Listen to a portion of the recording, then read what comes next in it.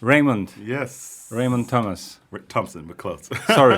No problem. Once again, Raymond Thompson. There you go. All right. How did it happen that you're in Berlin here now and talking to me from the beginning? Wow, my gosh. I guess all beginning starts with America for me. Man, I was a kid, and I guess this is a little political as well, but like there's something about growing up in America and feeling less than or not necessarily accepted. And then also having people tell you that this is the best country in the world. Yeah. That kind of gives you this feeling like, oh shoot, like this is the best it's gonna get. Like this sucks. So that's very funny. You're starting from this because two other guests in this podcast grew up in America. One was white in Seattle. Okay, I love. One was a Polish girl. Okay. In Seattle. And they both were talking about this subject, like growing up in America and like all the problems they had. I don't know if it was so much that the problems that I had. I mean, I'm not saying I didn't have any, but to me, it was more like I just kind of refused to believe that like all these adults could be right. You know, I was surrounded by wonderful, loving people, but they were all telling me that this was the best country in the world, and I was just like, this. At that time. Well, they still say it. Like this is how they train us in America. Everyone says it. But the problem is they had never been anywhere.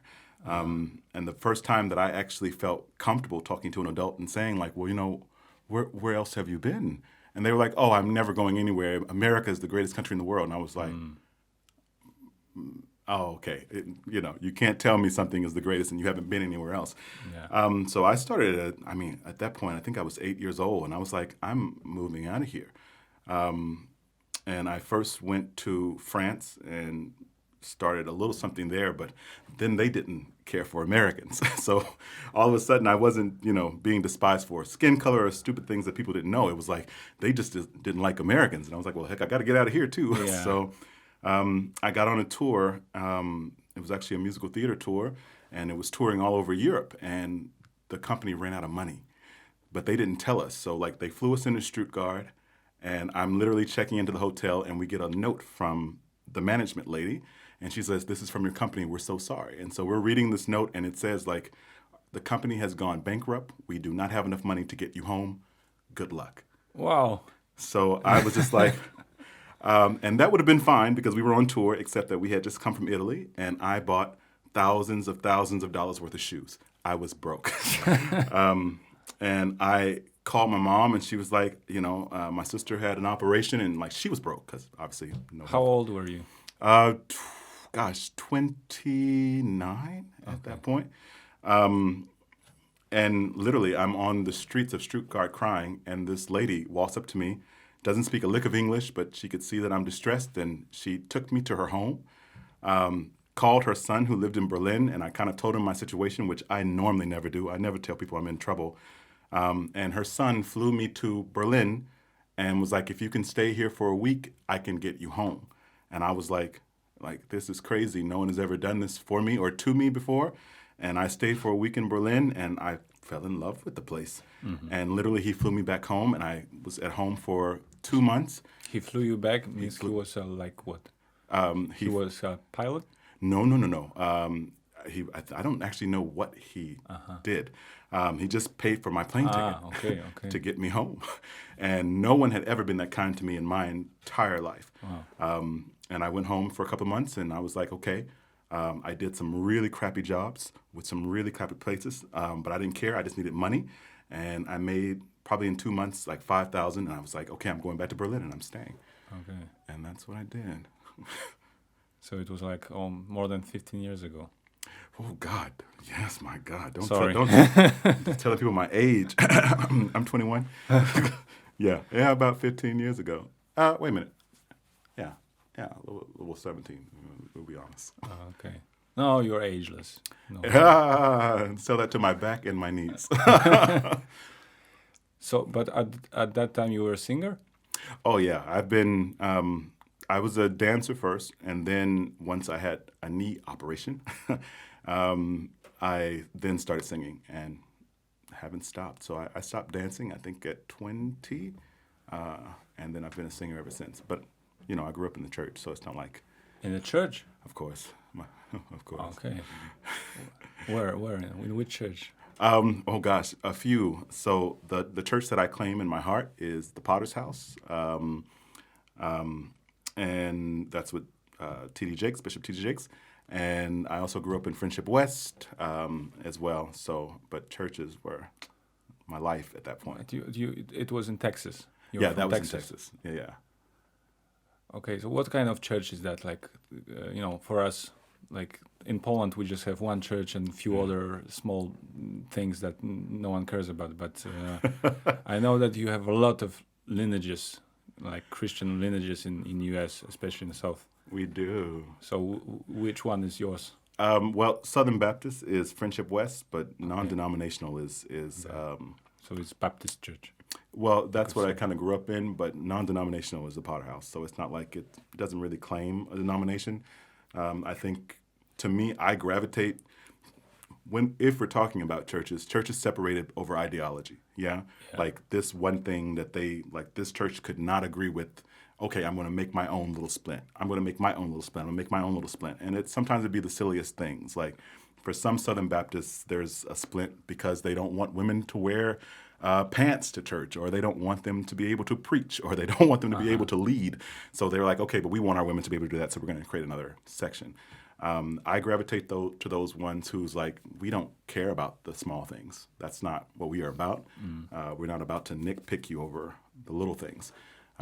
We just want you to have a relationship. So that's kind of what I gravitate towards.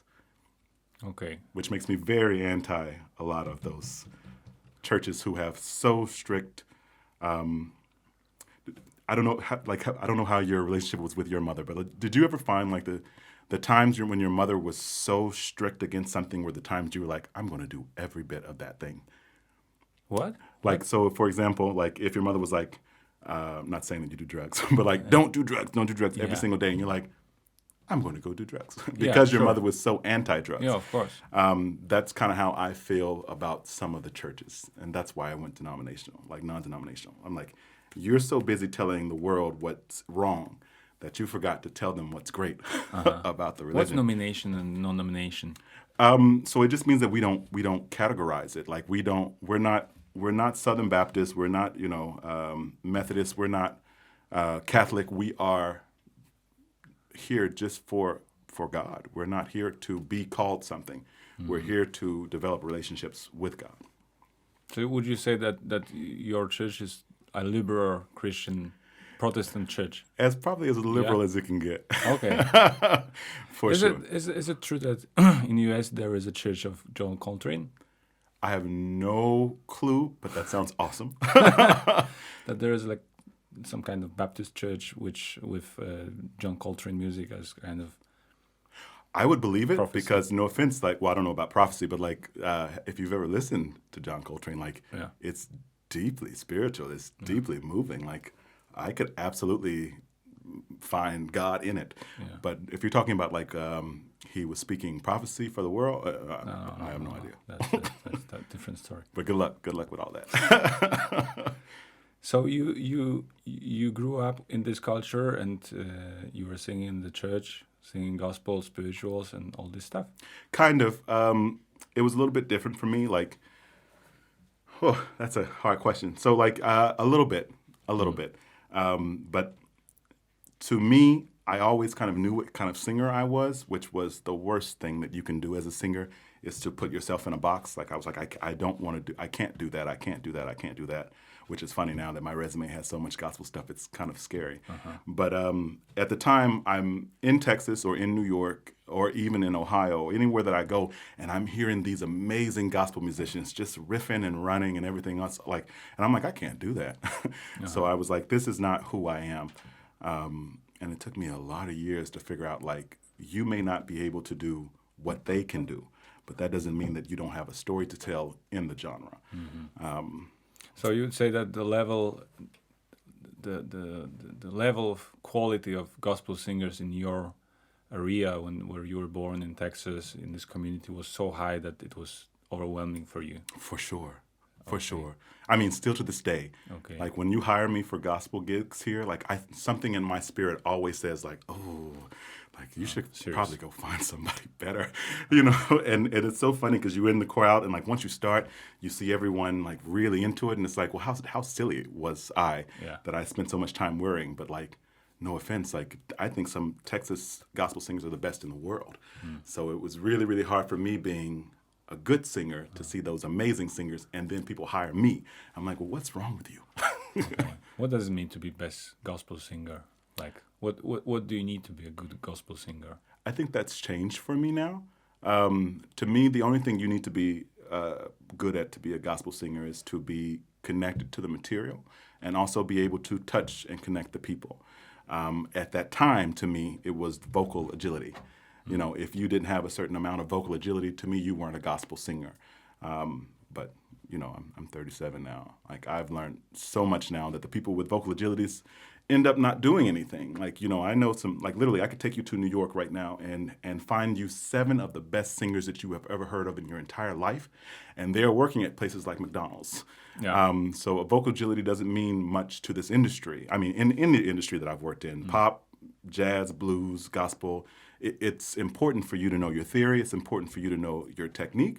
But vocal agility it's tricks. You know, it's like watching So You Think You Can Dance, and there's always that one kid who can do fouettes around and around and around and around, like, you know, 40 fouettes as if he was in Swan Lake or something. But he never makes it, or at least he doesn't win the show, because it's not just about the tricks. It's about the material, I think.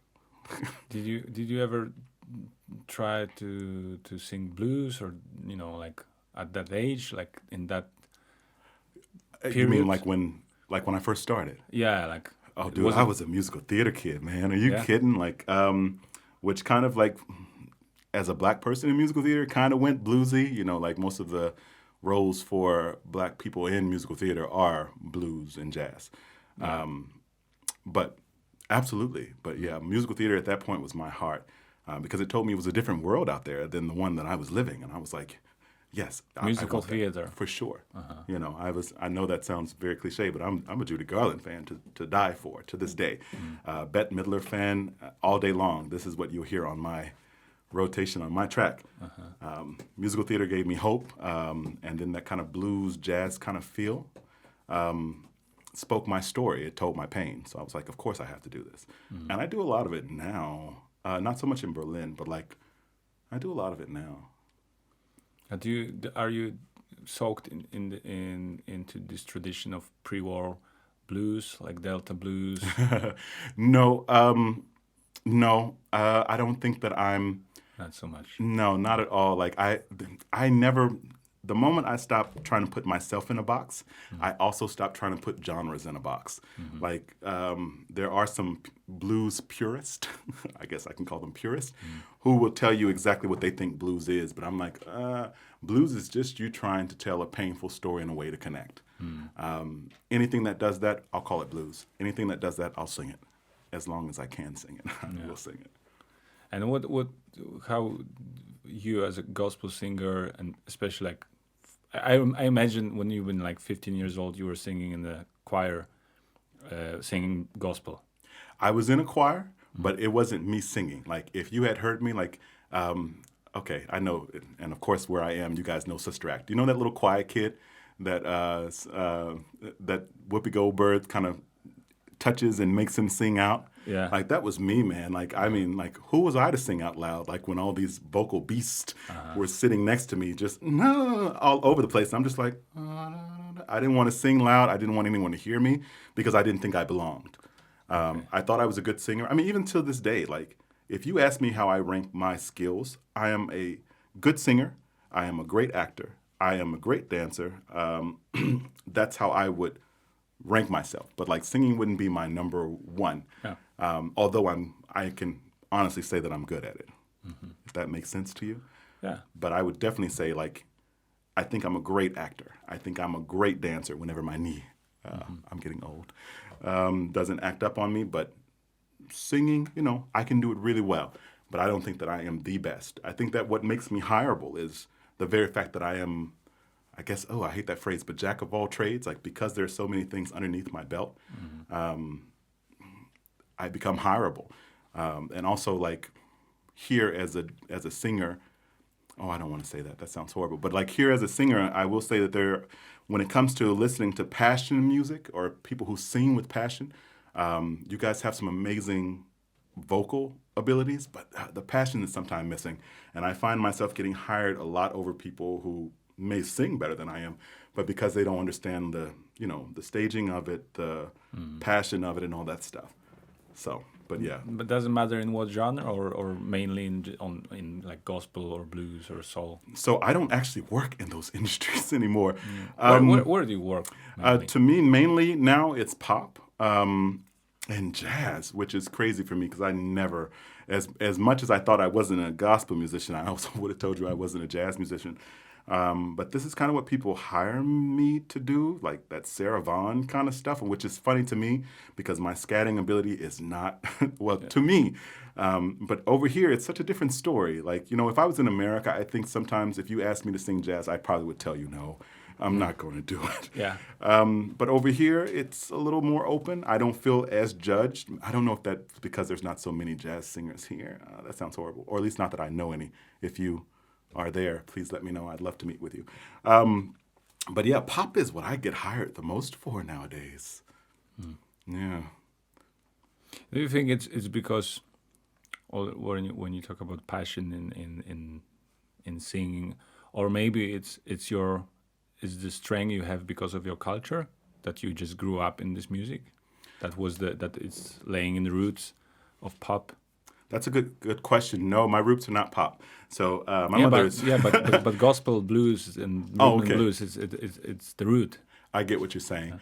I think actually I just saw a really great thing on Netflix, and God, I think it's called Soundtrack. It's not necessarily the best show I've ever seen, but this guy does this monologue where he tells the story of like every song out there is a love song, and I think because of how I grew up and what we had. Like, we didn't have money, but we had love in such abundance. Like, to this day, my mother is my best friend. I talk to her 4 times a week. I love my family. And because I was surrounded by so much love, because it was all that we had, I think in that understanding that all songs are love songs, it doesn't matter where you put me, I'm going to be able to show you love because I know it. I have such a personal relationship with it that no matter where you ask me to sing, I'm going to show you the love in it.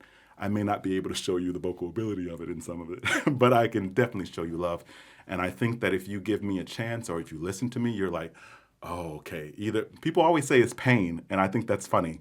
People are like, oh, I see the pain in you, and I hurt when you sing. And I'm like, that's not what I was feeling at all. But like, thank you. I'm happy you feel something because you could feel nothing. Yeah. But to me, it's all that love, and I'm so deep about it, which is also not a good thing for relationships, but very good for the stage. Okay. And did that answer your question? I feel like I went on a tangent. No. I think you did. Good. But you did it so well that I forgot the next one. Good. Hey, that's awesome. Hey, you felt the love. Is it pain or is it love? It's definitely love. You know what's funny? I don't have that much relationship with pain like that. Like, I mean, even to this day, like I just came from the doctor's office today, and I got a shot, and I'm sitting there like squimming like a kid in the chair, and the woman was like, "You're too old for this," This German lady. She's very German. She's very sweet. And she always gives me my shots because she thinks it's funny because I'm just like, in the chair. And she's like, you think that you would be better at pain at your age. And I'm like, I don't know pain like that. I avoid pain at all costs. What about dentist? Oh, God, don't even talk about it. To this day, when they took out my wisdom tooth, they were like, we want to do another surgery to put another tooth on the bottom. And I was like, sure. And they were like, can you make an appointment for next week? I was like, sure. That was never did. 9 years ago. What did you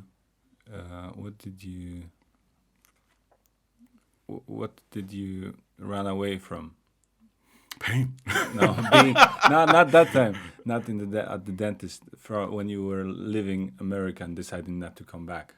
What do you think about America now? Okay, I guess we're getting real political today. Okay.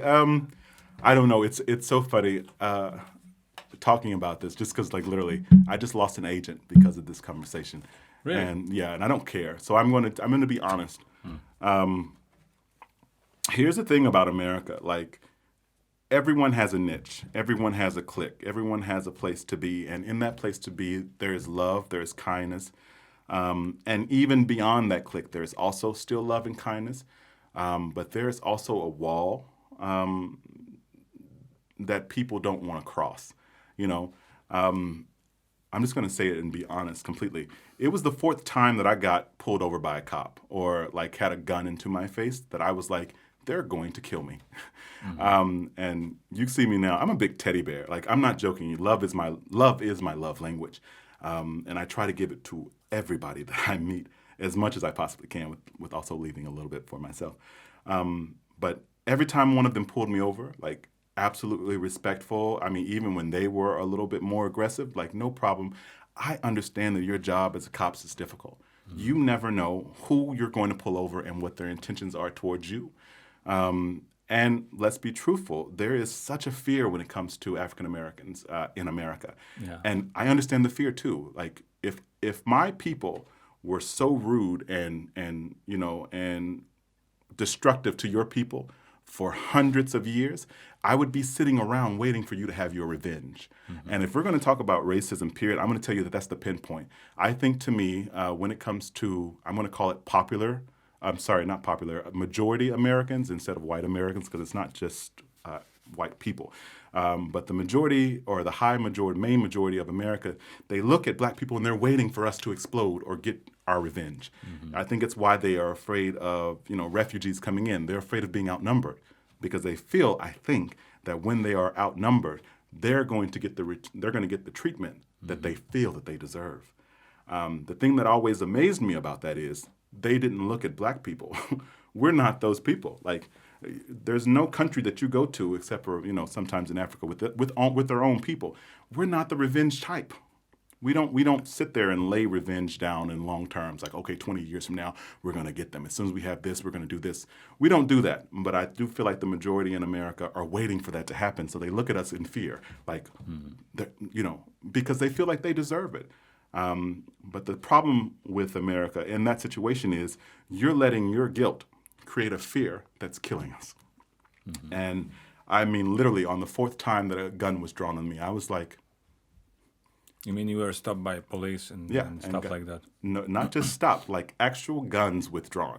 One of them was for, they said I was speeding, which I wasn't. I had my cruise control on, which, like, no offense, if you grew up black in America, there's certain things you know to do.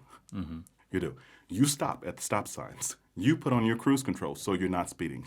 You check your brake lights to make sure that they're not broken before you get out on the road. It's maybe sad, but like this is what we know to do. But the last time they were looking for a guy, and this was in New York, and it was so funny because I had just got through hearing some wonderful news from my agent, and my old agent, sorry, this was Gary Krasny. I had gotten a final callback for a movie with Sarah Jessica Parker. So, so I'm sitting there walking down the street. I was like, I'm going to work with Sarah Jessica Parker. Like, this is like my career is made in my mind. And it was the second lead. So I was like, this is big time. Like, I could count the dollars. I'm like, I'm buying my mom a house. Like, this is what's going on in my mind. Yeah. And I got to 125th Street right in Harlem, right off Broadway. And I hear, stop, get on the ground. And I'm oblivious. I'm like, sure, they can't be mean me. I'm not, why would they pull me over? This is crazy. And then I felt the arm and the gun in my face. And I was like, okay. And they were like, well, you look like a description of someone who robbed a store.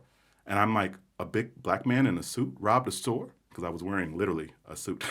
And they were like, yeah, it was you. And you need to, like, tell us that you did it and we're going to take you in. And I was like, I can't tell you I did it. I don't know what you're talking about. And literally at the same time, he got a call. I don't know from who. And I guess they had caught the guy. And they let me go. And like, because I'm curious, I also like looked up in the story. I was like, I want to find out what it was. So it turns out that this Puerto Rican guy, he was 5'6", and he was very light-skinned, had robbed a store. And I'm sure you can see me. Yeah. I'm 6'1", very dark-skinned, and I'm like, what do you mean my description? Like, that guy doesn't sound anything like me. And I think in my heart, also God was kind of telling me a little bit like, I've shown you a place that's better. Get out. Before you can't get out. And so I guess if you're going to say I was running for something, I didn't want to die in America. I still don't. Like, even to this day, I told my mom, if I die, don't ask them to bring my body back there. Like, don't scatter an ash, not a tooth, not a nail. I don't want any part of me to be buried in America. Like, I got away. Don't ever take me back. And that kind of messed her up because, she wanted us to be buried together. But I'm like, hey, well, then you need to buy your plot here in Germany, because it's like, I'm not joking. I'm not going back. And I do go back because of my mom is there, and my sister and my niece and my nephews, who I love. But how often do you go there? I go once a year, but it's never to go. It's always to take my mother on a vacation, my mother and my aunt. Like, the one thing I promised myself when I was a kid was, like, watching my mother suffer and, like, work 4 jobs to try to feed us, me and my sister. I promised that she was going to live a life. I was like, my father died never leaving America. He never saw another coast. If it wasn't Texas or Louisiana, he had never left it. And I was like, that's not going to be my mom's story. My mom's going to be able to see the world. She might decide to stay in America, but she's going to know what other cultures are like, and she's going to be able to travel, and she deserves it. So every year I try to go. Well, no, I don't try to go. I do go. And I take my mom on a vacation, whether it's to France or a cruise or whatever she wants to do. Our next one is Spain. She wants to go to Canary Islands. So that's when I go back. I go back because she won't fly on her own. So I actually have to go to America to get on a plane with her to go to wherever we're going, which is hard for me because, like, I'm in Europe now, and I'm like, but it would just be 2 hours that way. And now I have to go all the way to Texas to grab you to get on another plane to go to this place. But, it's my mom. Yeah. Okay. And that's a long story. I feel like all my stories are long. Good. I'm here to listen. Yeah. Yeah. Good. Because it sounds like I'm talking a lot. So,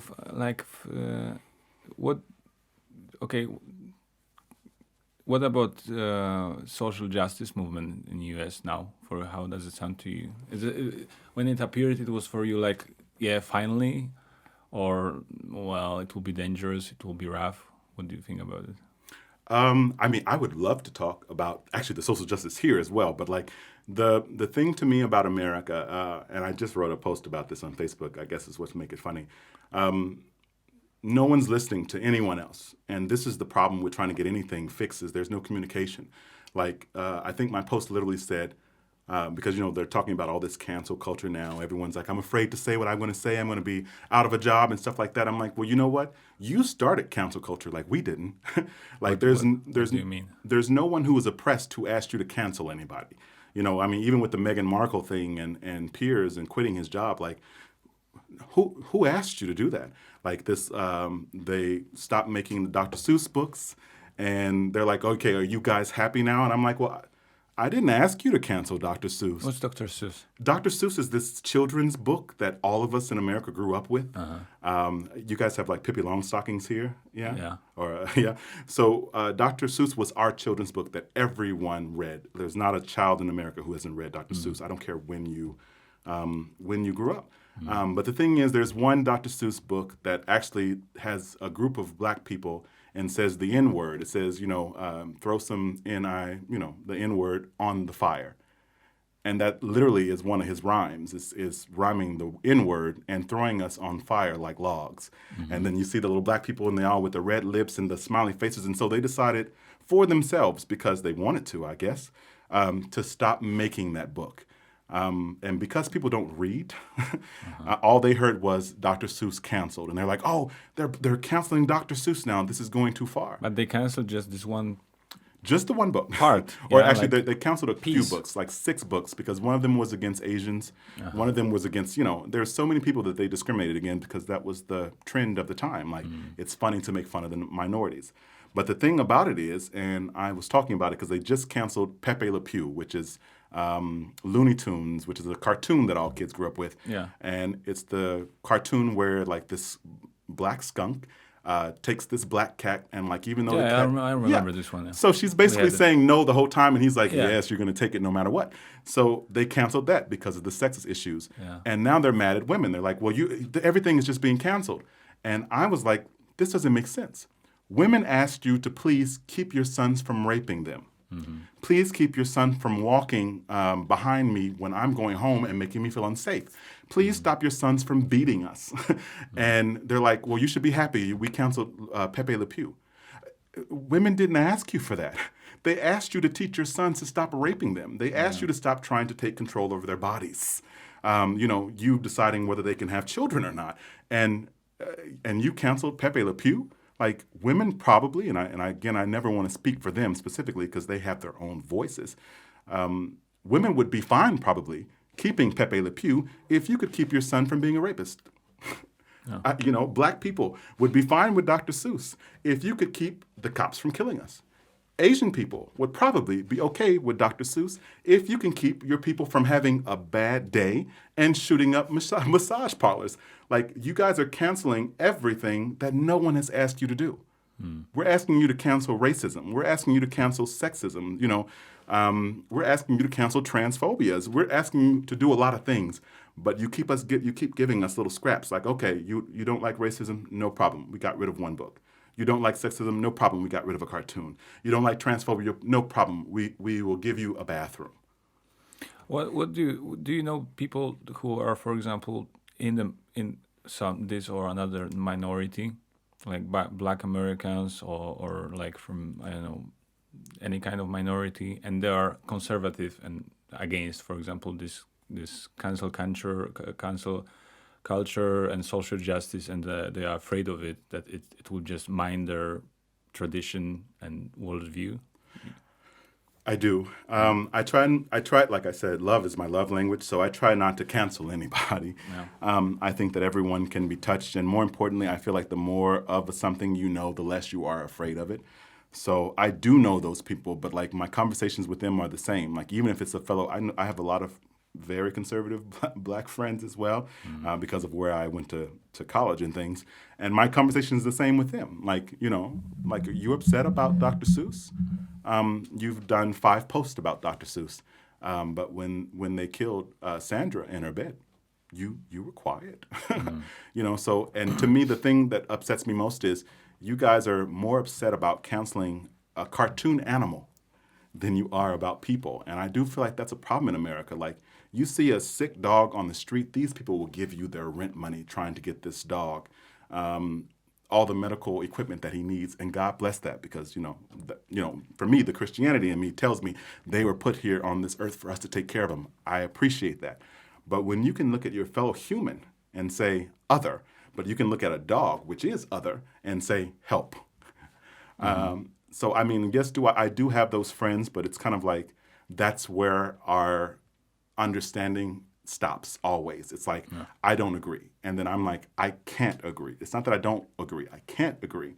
And then we just try to talk about other subjects, and we try to stay away from those things. But hopefully the world is changing, man. Like, I guess, I don't know, maybe it's because of me. I like to look at the world with those, red sunglasses or glasses or whatever. I see some great things happening in America, and there always going to be some opposition. So that's what I see. But let's talk about it here. Like, no offense, like, I love America, but I'm not there anymore. Like, what do you know about the social justice stuff here?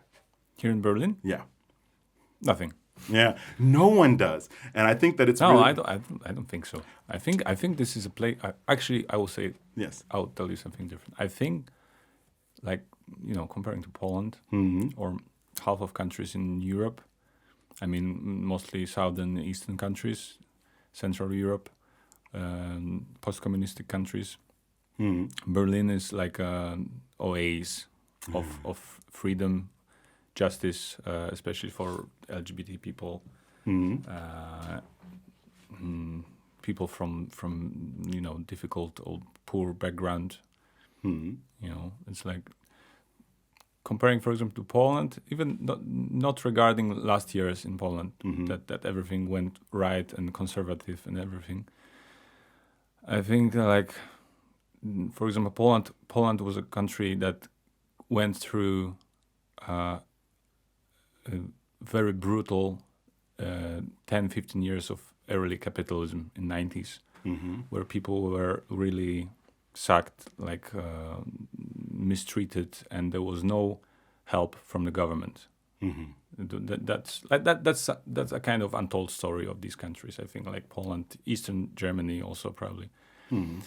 So when I travel to Western Europe and when I talk with people in Berlin, that's the first thing I'm thinking about. It's like these are the countries that people are used to be helped by the government, society, by other people. Yeah. In our countries, not. People are used to be mistreated. Yeah. Yeah, I agree with you. I mean, I 100% agree with you. Like, you said it correctly to me. Berlin is an oasis. Yeah. But the thing about oasis, they're always bad sand, no matter where you go. Yeah. So, what's the bet? Well, I mean, to me, let's even just talk about this. The whole thing with this COVID. Like, I have some Turkish friends of mine. Like, no offense, not everyone has a television. I don't have. Neither do I. Like, no offense. Like, if it hadn't been like, I read German newspapers mainly to work on my German, but also to keep informed. But like, I have some Turkish friends here who, when the COVID thing first started, like at this point, it's in April, and they're on the trains, no mask. Trains, no mask. I want to make sure I said that right. No one has told them anything about it. And I'm like, what's going on? Like, you're not scared of COVID? And they're like, what are you talking about? I'm like, dude, there's a deadly disease running around the world.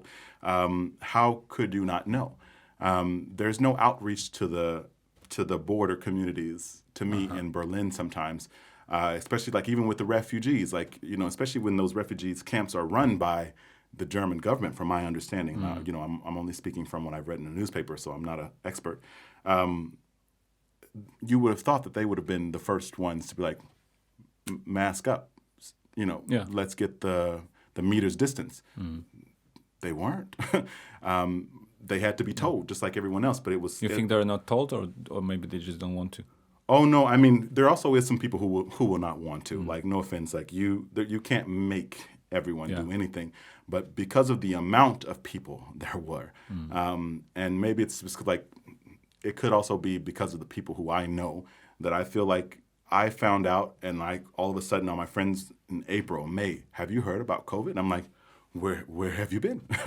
Like, no offense, this is almost 5. I mean, when did it come here big time? Like around end of February, March. I'm like, that's 2 months that you have been risking your life because you don't read the newspaper, because you don't have a television.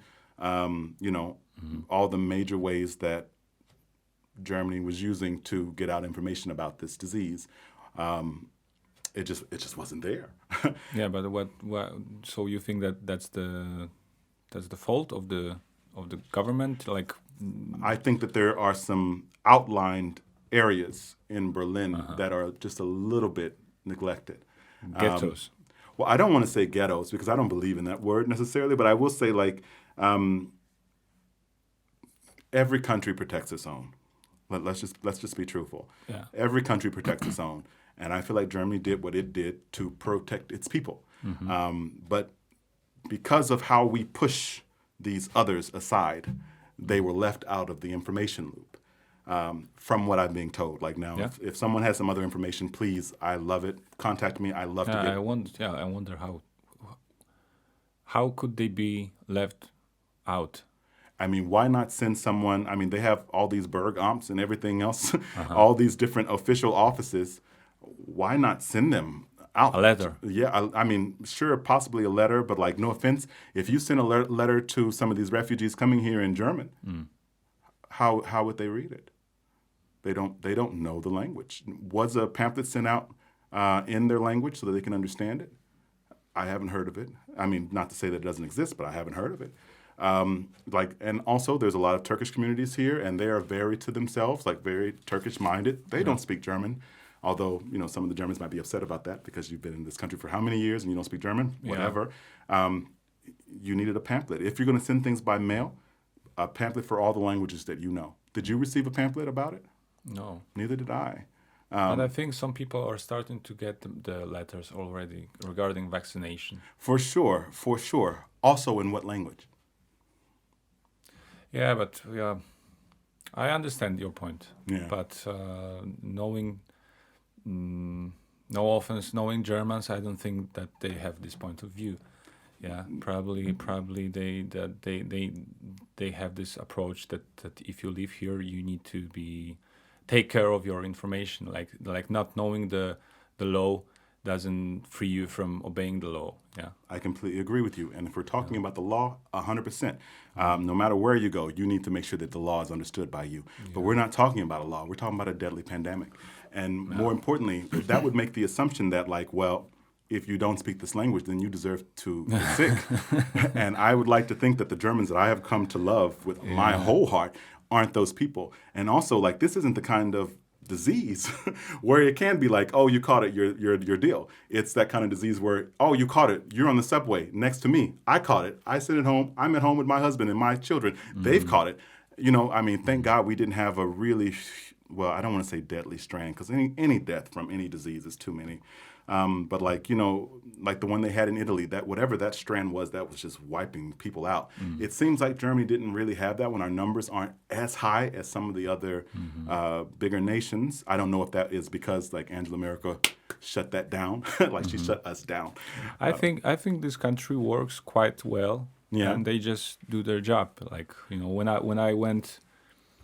When I had a positive coronavirus test, I had the phone. My friend, who is a doctor here in Germany, he told me that they should call you, but probably they won't because they have too much work. Yeah. So you go on you should go on the quarantine, blah blah blah. And they called me next day. Yeah. And this is amazing comparing to the number of cases they have. The how this country is just big. Yeah, I agree with comparably you. Big. Like in Poland, you won't get this kind of phone, Yeah. I think in most of countries you won't get this kind of call, and in most of the countries you won't get any help from government. Yeah, I agree. Please don't take what I'm saying to say that this country isn't great. No. Just because I'm being honest with you. I'm just saying what I observe here. Yeah. No, that's great, but I mean, truthfully. I really do think this is one of the greatest countries in the world. Yeah. Not like what Americans say, this is the greatest country in the world, they've never been anywhere. I have been all over the world, and I can tell you, this is one of, if not one of the top 2 greatest countries in the world. Yeah. Not joking. We're lucky, huh? Absolutely lucky. Every single day. Especially with some of my friends, they want to be on hard German kicks. But the Germans do this. Oh, but the Germans do. I'm I don't care. Yeah. You could let them do it. If that's their one thing, I'd give it to them. I would even give them a couple of hours out of my day. Go ahead and do that thing. Whatever that thing is that annoys people, do it, enjoy it. Yeah. Because I do think it's the greatest country in the world. But because I think it's one of the greatest countries in the world. It's an obligation, yeah. I think that now we have to hold ourselves up to the higher standard. Yeah. It's the same thing with us as singers. I don't care how good of a singer you are. It's always yeah, but I can do better. Yeah. And that's what I'm ready for the Germans to do. I say Germans, I mean more the government. You're great. Let's be greater. I want there not to be a top 2 for me that goes like this. I want it to be Germany, the rest. That's how, because this is where I am. And that's kind of also what I try to fight for, working with some of the, people of color organizations here, trying to see if we can at least bring to light some of these situations. Uh-huh. And it's very easy to me for people to be oh, but we do so much things great. Wonderful. Love that. Have no complaints. What about these things? Can we do some things with this? I know we can. Let's do it. What kind of people of color groups you're working? So I'm working with this guy. His name is Smiley, and we started it right before the big protest in Alexanderplatz that we went to. His idea was that there was these, there's all these groups, people of color groups. And now, of course, there's the Black Lives Matter groups here. There's the Each One Teach One. Schwarzenmensch here, and there's so many others, and I'm so sorry I don't remember your names. This sounds bad, but I have it written down. But what he wanted to do was, like, right now they're all separate entities, like, and they all have their different goals, but there was no direct communication. And so what we did was we set up a meeting for them all to come together, tell us what their plans was, tell them what their grievances were, and try to set up a line of connection between all of them. Because whenever you get a bunch of people working together for one common cause, the quicker it gets done. And that's what we've been trying to do. It's slow. It's very hard to get strong, opinionated people to be like, can you relax on this issue and focus on this issue? Especially if that issue was their main call to fame. Like, we want this. And you're like, yeah, we want it too. Give us a moment. Let's work on this, and then we can get to this. What kind of people are there in these groups? They're mainly incomers or people that grew up in Germany being colored? For sure. I mean, to be truthful with you, me and Smiley and a few others, maybe about 2 or 3 others, are the only ones that came here as, Auslanders. The rest of them are Afro-German or Latino-German or, different Turkish and German mixes, but although that's German, So it's all these different races that are trying to come together and do better things for their community, like things that they're seeing that, maybe the other Germans don't because they're not presented with it, Okay, but it's mainly like different color of skin or like Turkish, not like, I don't know, Romanians, Poles. No, okay. That's actually a really good point. I mean, are you actually a citizen here, or are you just like an Auslander like myself? Citizen? No, Yeah. I'm Auslander. Okay. I'm Polish citizen. Do you have problems with the German government, or is everything great for you guys? No, we don't have problems. Yeah, that's great. Great. I mean,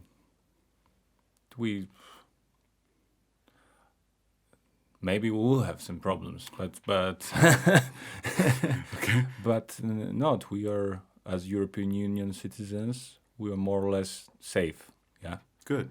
Like That's compared to my friends from US or people who needs visa from Ukraine, Belarus, all this stuff. That's much more complicated. Or Southern America, for sure. even like if they're completely fine with everything, have a good job, that's the problem. Yeah, but these are kind of problems I've heard about. So we don't need to find your representation. You're good. That's great. I mean, that's great. Like, I mean, there's so many of those stories too, which is what makes this country so absolutely amazing. They're doing so many things right. So many things right. But sometimes you do need someone to be like, okay, but that little corner, like it's like when you're dusting your house and you see that one cobweb and it's like, but the whole house is clean. But I'm going to leave it alone. No, let's clean that cobweb. Let's get this whole house sparkling. And it's so close. And to me, I think also because this is the kind of country that I wanted America to be, I want it to be so sparkling that those American lawyers, which everyone is nowadays in America, I feel like we all have lawyer degrees because we watch Law and Order. They're ready to pick apart everything that's wrong with Germany. And I want to make sure that when they do start picking things apart, they're like, you found nothing, didn't you? Great, because we've been cleaning Okay, problems. but then what you miss in America that you find here? Huh? I missed something from America? No. Like when you are in America, what's wrong? That you find here great, right? Everything. On place. Everything. No. I mean, like no joking. Really? Everything. I mean, that's an impossible list to say. I think Okay. What wouldn't I say? The people, the culture, the acceptance. You think that people here are like more cheerful or open? You think so? In their way. Like, I mean, like, let's be truthful. Like, you go up to a random German on the street and start to have a conversation, they're going to look at you like, what do you want? Yeah. Because that's not in their culture. Yeah. But the moment that you get inside a German person's heart, they're going to love you for life. It doesn't even matter what you do. Like, I don't want to call it a depression, but like, I had some bad times here in Germany, not because of German society, but because like work things weren't working out. And because at that point, my visa says I was only a singer and I wasn't being able to find gigs. So I was struggling. And because I was struggling, like I pushed everybody I knew away. And I mean, like at that point, I had made some really good relationships with Germans that were here and some other cultures that were here as well. And I pushed them all away. when I opened back up and became a human again, the first people back were the Germans because they had learned to love me, and it didn't matter that I needed a moment to myself. They were like, well, as soon as Ray gets okay, he's coming back. And that's exactly what happened. I was like, hi, guys. Hey, Ray, coming. It wasn't even a question. Like, whereas some of my African-American friends that live here, when I came out of my depression, they were like, oh, so you ready to not stop acting funny now? And I'm like, yes. So you had to humbly apologize to them, where the Germans were like, we forgive you. It's cool. Absolutely. Have you not found the same thing? Like the Germans are such lovely people. I don't know, maybe I'm from different place towards Germany. I'm from Poland. Mm-hmm. So I think Poles are quite similar to Germans in a way. Like they would hate to hear that in Poland, because they think that they are so different. But I think Poles and Germans are having much more in common than with, I don't know, English or French people, even not even talking with Americans. Yeah, so I think it's a bit similar culture of cold country. The people are quite distanced, and they need a lot of time to open and relax and have fun.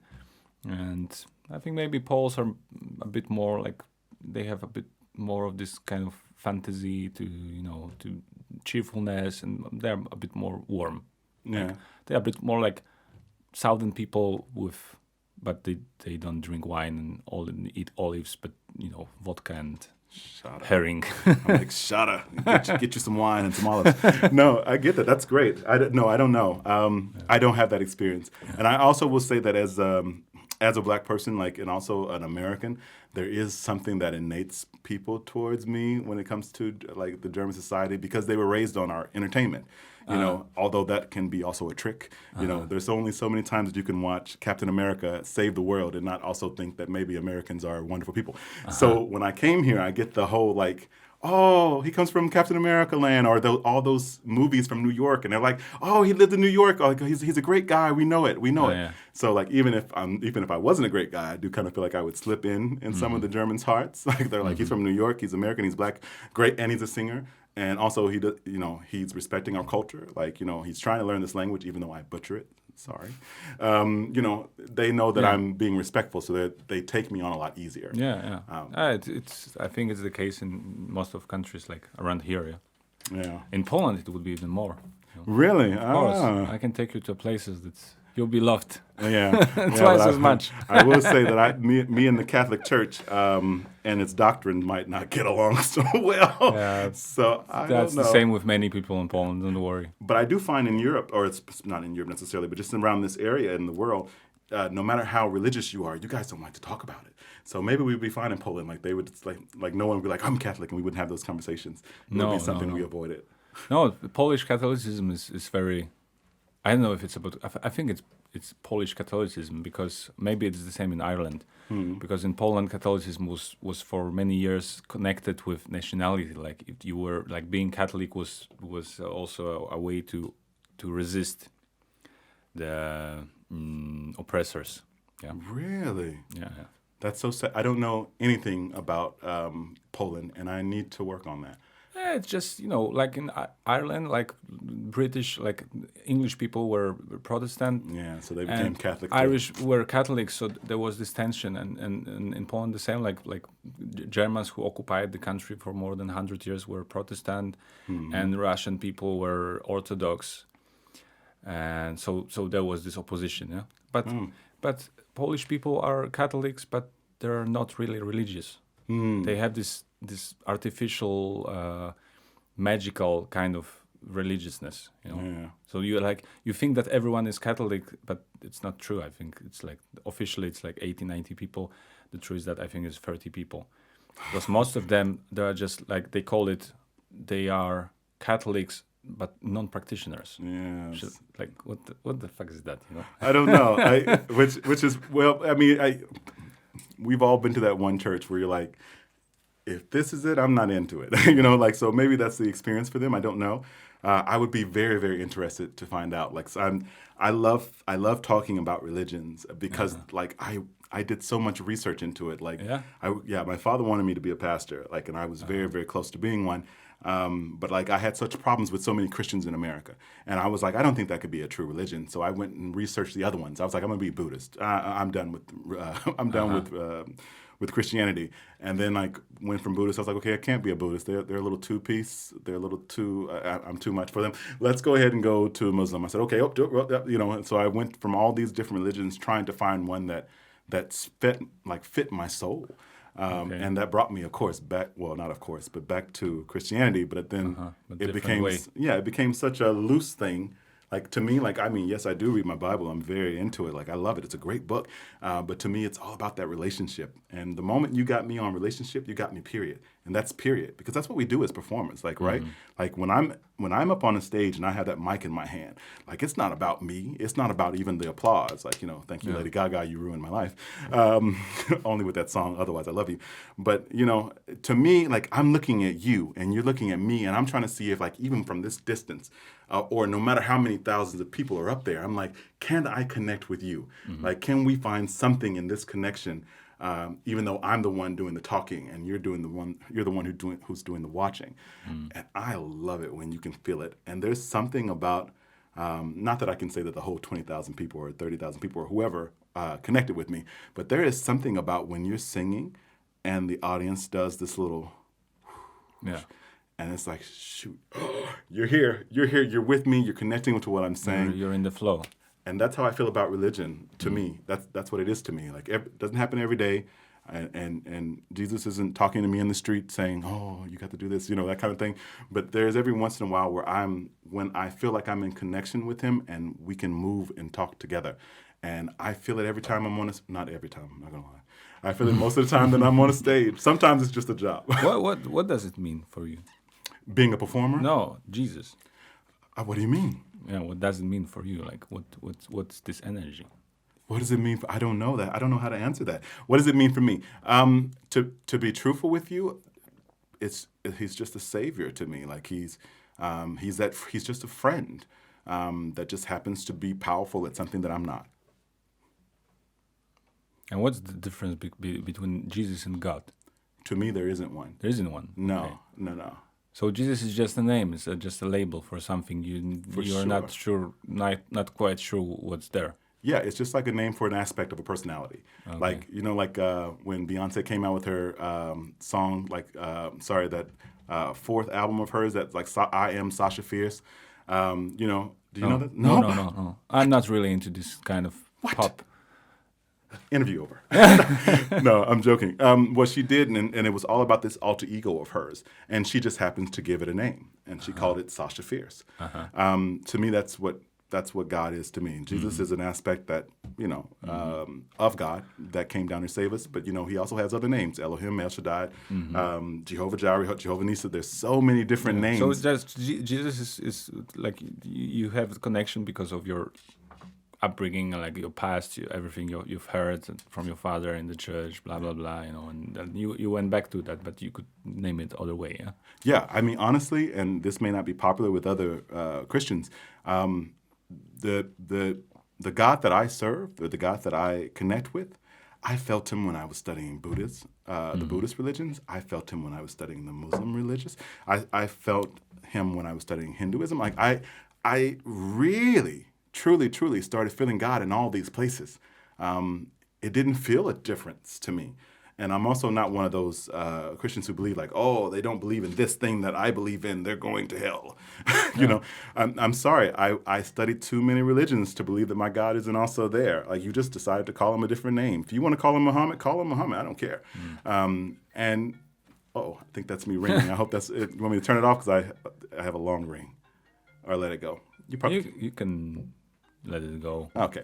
I don't care what you call Him. It's more about, do you have a relationship with something bigger than yourself? Or maybe it's God. Maybe it's... Oh, God calling me? No, He doesn't have this number. He has the direct line. No, I don't care what you call Him. Did you have some experience that you'd call spiritual, or some change? Every day. Not this kind of change, just like some crucial change. Like you were somewhere different. Like you were someone different in a way that you were. After that, your heart opened or something like that. Every day. Every day. I'm not joking. Like every single day. But the way I say it to my friends is, like, my friends know not to call me in the morning. do not call me before 10 o'clock. What do you do? Before 10 o'clock, I'm a different person. I have not connected with anything. And I wake up angry that I'm waking up, angry that, whatever isn't accomplished. Between whenever I wake up, 8 and 10, that's when I have my doubt moments. That's when I have, literally almost it feels like a mini depression. I just wake up and I'm like, this is crap. I'm 37 years old. I'm still trying to make it as a performer. I have right now on my computer, on my DAW, on my Ableton, I have 110 songs. And I'm like, God, is anyone going to hear them but me? I'm getting sick of working on them. I'm getting sick of mixing and mastering them. I don't want to EQ another song. I'm like, is it just going to be me? So literally from 8 to 10, I have those kind of moments. Or I'm still single. I'm like, okay, I am 37 years old. And the last real relation I had, I was 21. And that person told me that they didn't even think that we were in a relationship. So I'm like, that means that I have never had a serious relationship. I am 37. So I literally from 8 to 10 is when I have those kind of the world is crap moments. And then at 10 o'clock, I don't know what it is. Maybe it's that when there's a sunlight beam in my room, whenever there's sun in Berlin, it comes through my window literally normally around 10 o'clock. And maybe my body's gotten used to it. And I'm like, God, it's great, man. Forget this. Who am I to complain? Man, my resume, although my finances doesn't say the same story, but my resume tells me that I've done a great job. That means that I can say that even if I died tomorrow, I've done good work. Something in my song has connected with at least one person, hopefully made them feel like they could fight for something better. Or one performance is I'm like, at least there was 10 people in that audience that connected with this love that I'm trying to give, and maybe they'll carry it out the door. I literally could die tomorrow and be like, I've done good work. Yeah. And I think that comes at 10 o'clock. So that's why I'm not joking. Every time at 10 o'clock? Every time at 10 o'clock. It's like clockwork. So you don't have to make any effort? I don't think apart love... from just surviving until 10? Oh, no. There's a lot of efforts. Do you have some routine? For sure. Absolutely. What? But I was a dancer, so I wake up every morning and I stretch. I used to say I did exercise every morning, but I don't do that. I'm not lying. COVID-19, have you heard it? Yeah. It's an eating disorder for me, not a disease. I'm joking to those who've gotten it. But absolutely. I stretch. I have my green smoothie. I literally take my moment to meditate and talk to myself. And I write things down. If you read my journal and you spoke to me in the street, you would probably think who is this guy and who is this guy? Because my journal is all those bad things that come to me between 8 and 10 o'clock, and I just write them all down. And then after 10 o'clock, when I start to feel actually life's pretty great, I go back and read through the list, and then I put the anti-answer for it. Ray, 37, still a musician, no major contracts. So you make kind of you're rationalizing your fears and emotions, and you're writing them down and making little quarrels there. For sure. It's the crazy thing. I'm talking to myself. Except I'm doing things in writing so I don't feel so crazy. And what kind of meditation do you do? Honestly, I just take a moment to, I don't care what kind of music it is, because I find spirituality in all music. I just turn on something that has nothing to do with me. Nothing that I've written, nothing that I have sung with other artists, just any type of music that doesn't have anything to do with me. And I think that kind of makes me get off of my own back. Yeah. Does that make sense? You don't have this reference that you don't think, oh, could I sing that, or I did something like that, or it doesn't bring anything to you. Not at all. It doesn't ring a bell. It doesn't make me feel like I need to learn this song. I don't listen to anything that's in my voice range. Yeah. Anything that kind of might bring my mind back to an industry or to work. But you do it with music. You use music to relax. Because music is love. Love is the language that I speak, for sure. But yeah, man. So meditation will change your life. But I also think it's very important that you write down any negative emotions that you do, because no offense, your brain, no matter how amazing our brains are, it still can't compartmentalize as well as writing. I'm so sorry, unless your brain is better than mine. The moment you write it down, you can actually read it and analyze it, where if it goes in your mind kind of does that little round and round thing. Okay, but it could be better, but it's still kind of stuck. The moment you write it down and start writing down, okay, for example, what my thing said this morning. Still waiting for a vaccine. How long? And then the anti-bit was, you've been in COVID this long. Negative. Congratulations. Not that you've done something great to not get COVID, but it's kind of so many people who've died are you really upset that you haven't gotten a vaccine? Like, how shallow can you be? You know so many people who died? Yeah, man, America's killing them, man. And it seems to me there was this period where America was just like, oh, there's nothing wrong. You know, there's that president that I don't mention his name ever.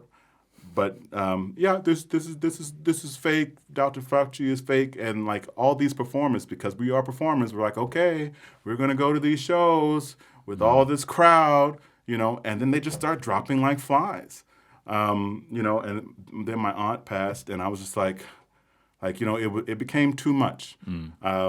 And then like also the suffering from those artists, like America can talk about whatever you want to talk about. Thank God they're getting these little stimulus checks that, you know, which makes us in Germany laugh at, you know, what they might have gotten $3,000 when I think Germany started off by giving the artists $5,000 or something to begin with. So like $3,000 for 2 years. Congratulations, America. Great job. But, you know, I'm watching all my friends. This is how much they've got, yeah? And not even everybody. Yeah. You know, they started off 1,800, I think, in April. Then they got 600, and now they're getting another 1,800. I'm not 100% sure. Yeah. But either way, it's shameful. It's just a bit more than in Poland, but that's shameful. Yeah. I mean, I guess I don't necessarily expect you as a government to take care of its people like conclusively altogether. But I will say, if you are taking taxes from your people and your people are paying their taxes in hard times, come take care of them. Yeah. You know, but either way, but that's what I meant. I write down the negative and then I write down the positive for it once I'm in the better mood. So, and that's all. That's your routine in the morning, and the rest of the day you just enjoy your life. I'll brush my teeth, of course. And I try to wash my body every day as well. Although I will be honest, in COVID, you know, I might have gone 2, maybe 3 days without doing it. Were you afraid of COVID? Dude, I'm afraid of COVID now. Yeah? Yeah, for sure. But not in like the death situation. I'm still young enough to believe that I won't die. Yeah. Don't ask me why. But also kind of like, I have a friend who got COVID, and this is one of the most amazing performers. I'm going to say her name. Her name is, oh God, I just had a brain fart. Wow. Give me a second. Alana Alexander. Sorry, I forgot your name, sweetie. I love you. She's one of the most amazing performers in the world. I probably shouldn't tell this story. I don't know if she's told everybody. Too late, I guess. Now it's gone out. Sorry, dear. But, you know, the one thing that she was telling me is that her lung capacity had changed. Yeah. Now, this is a big singer. Like, she is a big singer. So if she loses, you know, 40% of her lung capacity, she's still going to be an amazing singer. You know, you're not going to be able to say, like, oh, you know, now she's nothing. I am not that type of singer. If I lose 40% of my lung capacity, you can go ahead and wrap me up and call me a day. I won't be able to do it. Like, I'm already, even though I'm a powerful singer, my breathing technique is weak to begin with. Add on COVID and complications because of COVID that has to do with lungs. What would I do? Yeah, just don't think about it. It's just like, what? Yeah, that's what I do. It's everywhere. I get on the subway. Because of COVID, please wear your mask. So on the doors. Please make sure you're washing your hands after you touch this door. And I'm like, strange, you know. I don't have this kind of thoughts. I could be afraid of that too. But I'm through. Yeah, I got it already in December. You know you can get it again. I know, but I've read that it's in 80% it saves you for like 6 months. Yeah. Something like that. So at least. Yeah. So you feel like, eh. Well, I got through it once, so I'm like, okay, yeah. More or less, I won't tell you why you should be afraid. So that's Tell great. me. No. Be my doctor. Well, there's all these different strands now, man. Like, no offense, like you were right. That article was absolutely right. I don't know if it was 80%, but it's absolutely right that, you know, that once you got it, you do hold some immunity, but that's only to that one strand. So, for example, you understand that the strand that's here is not the same strand that's in America or the dominant strand. Someone from America comes here with this strand. I also have different way of thinking about it because I just know that I'm immune. to the strand? No, just I'm immune to viruses and diseases. Like I'm taking care of my immunity since many years. Okay. I used to be weak. Okay. I used to be ill, like having colds, different kind of colds and viruses every year, like 4 times, or 3 times, and often badly. Like I couldn't sing, I had to cancel gigs and stuff like that. And then I just, I changed some habits and I started this Wim Hof method practice, and I eat well, and I feel immune. Good. And when I think about something like flu or like strange new virus, which is the coronavirus, and I got it once and it was fine, and like, so now I'm like, maybe I'm stupid, but I think it's better for me to think like that. It's also optimism. Like, I don't know how religious you are, but I would call that faith. Absolutely. Like you have faith that whatever you're doing is going to keep you protected, and I think that's an amazing thing. So I'm not going to take your faith away from you. I'm going to say, good for it. Yeah. I don't have it. No, I don't have it. You should have it. I'm going to work on it. We'll have a conversation about it later. No, honestly, I'm keeping myself separate to keep myself safe. But I'm not that person who needs people like that. Like, I need to talk to you. I need to see your face. But like, we live in a marvelous age. Like, I can literally FaceTime anyone I want to, anywhere in the world. Well, some places we won't mention here that can't have access to FaceTime. But most of the world I can FaceTime, and I feel fine with that. I don't actually need to have the person-to-person, mainly because we're performers. Like, that's our lives. And this whole idea of missing, like, the club scenes and stuff like that, like, no offense, like, whenever I go into a club, it feels like work, and I become Ray, like, like, hey, I'm on now, like, this is professional Ray, like, and even if I'm not performing, like, I went to Berkheim once, and you could tell that the people were like, you are not supposed to be here, because I was giving out business cards, and I was like, Ray, you didn't actually come here to work, did you? I was like, literally, because they were like, oh, I love this music. I was like, I have something that's just like that, Because the moment I went into a club, my mind went, oh, opportunity. Here, hey, you need somebody, went to the DJ. Hey, DJ, how you doing? I love that. Here's my record. It's very American, huh? I hate it. I hate everything about it, because I can never just go to some place and like, relax. A friend of mine is Keith Tynes, great American singer. He used to sing with the Planters. Do you know them? No. Only you. Oh, yeah, them. Them. Okay. He literally carries around flyers, or he did before COVID, flyers in his pocket. So whenever we were out, like, he'd be like, oh, hey, I love you. Come to my show. It's such an American thing to do, but like, we also have to do that here, like, because they don't differentiate us. Like, it's different here. In America, I felt like I was a dime a dozen. Like, like, literally, they were like, and not only did I feel that way, they told me, like, oh, hey, yeah, we're hiring you, but don't get a big head. Like, we can get anybody. Yeah, a lot of race there. for sure, in any race, and they weren't wrong. Like, if you're talking about just singing and only put me in that box and take away what I do on the stage, then they weren't wrong. Like, they could find a million ways. But I'd like to think that I bring more than just vocality to a stage. Oh, sure. Maybe. I don't know. But over here, like, it becomes different, not because they think that you are a dime a dozen, but it's kind of like their first instinct is they love to see Black people on their screen or in their shows or whatever. They just don't think about what we're bringing to the table. And, here. Yeah, at all. Yeah. Like, it's like, oh, and I say this and I feel guilty saying it because I've benefited from it as well. People have literally seen me and was like, you're a singer. And I'm like, yes, I am. They were like, I have a gig for you.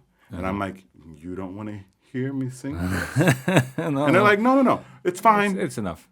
Yeah, I'm not joking with you. Yeah, like, I've literally have gotten gigs that way. Yeah, I mean, before I had an agent, before I had any material, although now I'm back there, no agent, no material. Literally saw me on the street. And that's how I got one of my first gigs here in Berlin, period. They were like, oh, my God, you're a singer. Yeah. What are you doing Friday? I'm like, nothing. They're like, you're performing at my bar. That was the artist bar over there in,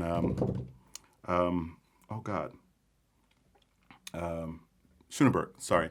Yeah, and that was my first gig. And they hired me for weeks without ever hearing me sing a thing. Yeah. Now, thank God, once they heard it, they were like, you're actually really great. I'm like, Thank you. That was scary. That I was like, I was hoping that you were going to tell me something, because otherwise I was like, is everyone going to hire me and not care what I sound like? But then, like, you know, the longer you stay here, that becomes the problem, because then, like, you get this idea that, like, oh, that's how people of color are hired, and this is the fee that we pay them.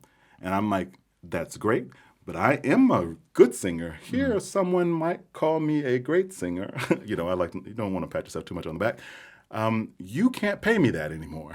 Yeah. You paid me that when I moved here 10 years ago, and I was thankful because I didn't deserve it then, but now I deserve much, much more. And I get a lot of the, oh, well, you know, this person will work for that. And I'm like, hire them. So yeah, it's such a different things, but yeah. You're more like, if I can say, hanging on this market here in Berlin and Germany, or rather this market over there? Oh, this market over here for sure. Yeah. Like the Ray in America was musical theater. They don't know me as anything else. Well, musical theater and blues. It would shock them to see some of my shows here, period, because I didn't do that there. Like, you know, I was going to be the next musical theater star. Yeah. And that's all they know. And I would actually tell people, oh, no, I don't sing that. Yeah. You know, like, don't bring me that. Like, there was this concert, and it was with Audrey McDonald, who you probably don't know, but she's a big, she was an opera trainee, but became a really big musical theater star. And they were like, oh, you know, and we're setting up all these new and coming possible Broadway stars, and they're all going to be singing like operatic. And I was like, no. I was like, I don't do that. I said, call me when it's a musical. You know, so they wouldn't know this Ray at all. So your dream was to be like a star on Broadway? For sure. Musical theater. Yeah, and got real close, and it scared the shh out of me. Why? What happened?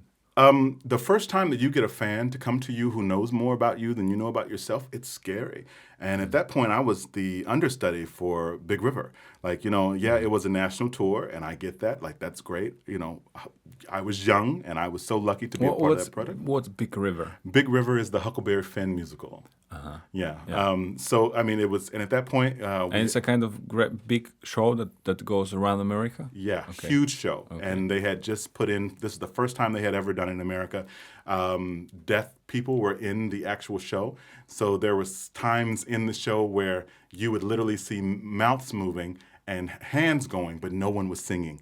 And the idea of not the idea of the show, but the preface behind it was like, can you imagine that there are deaf people in the audience with you right now that don't even know that they've stopped singing? Yeah. And it was very, very powerful. It was a wonderful, wonderful, wonderful show. But the first time I came out of my stage door and there was somebody there and they were like, oh my gosh, you grew up on this street in Texas, and oh my gosh. And I was just like, who are you? How do you know my address, apartment number?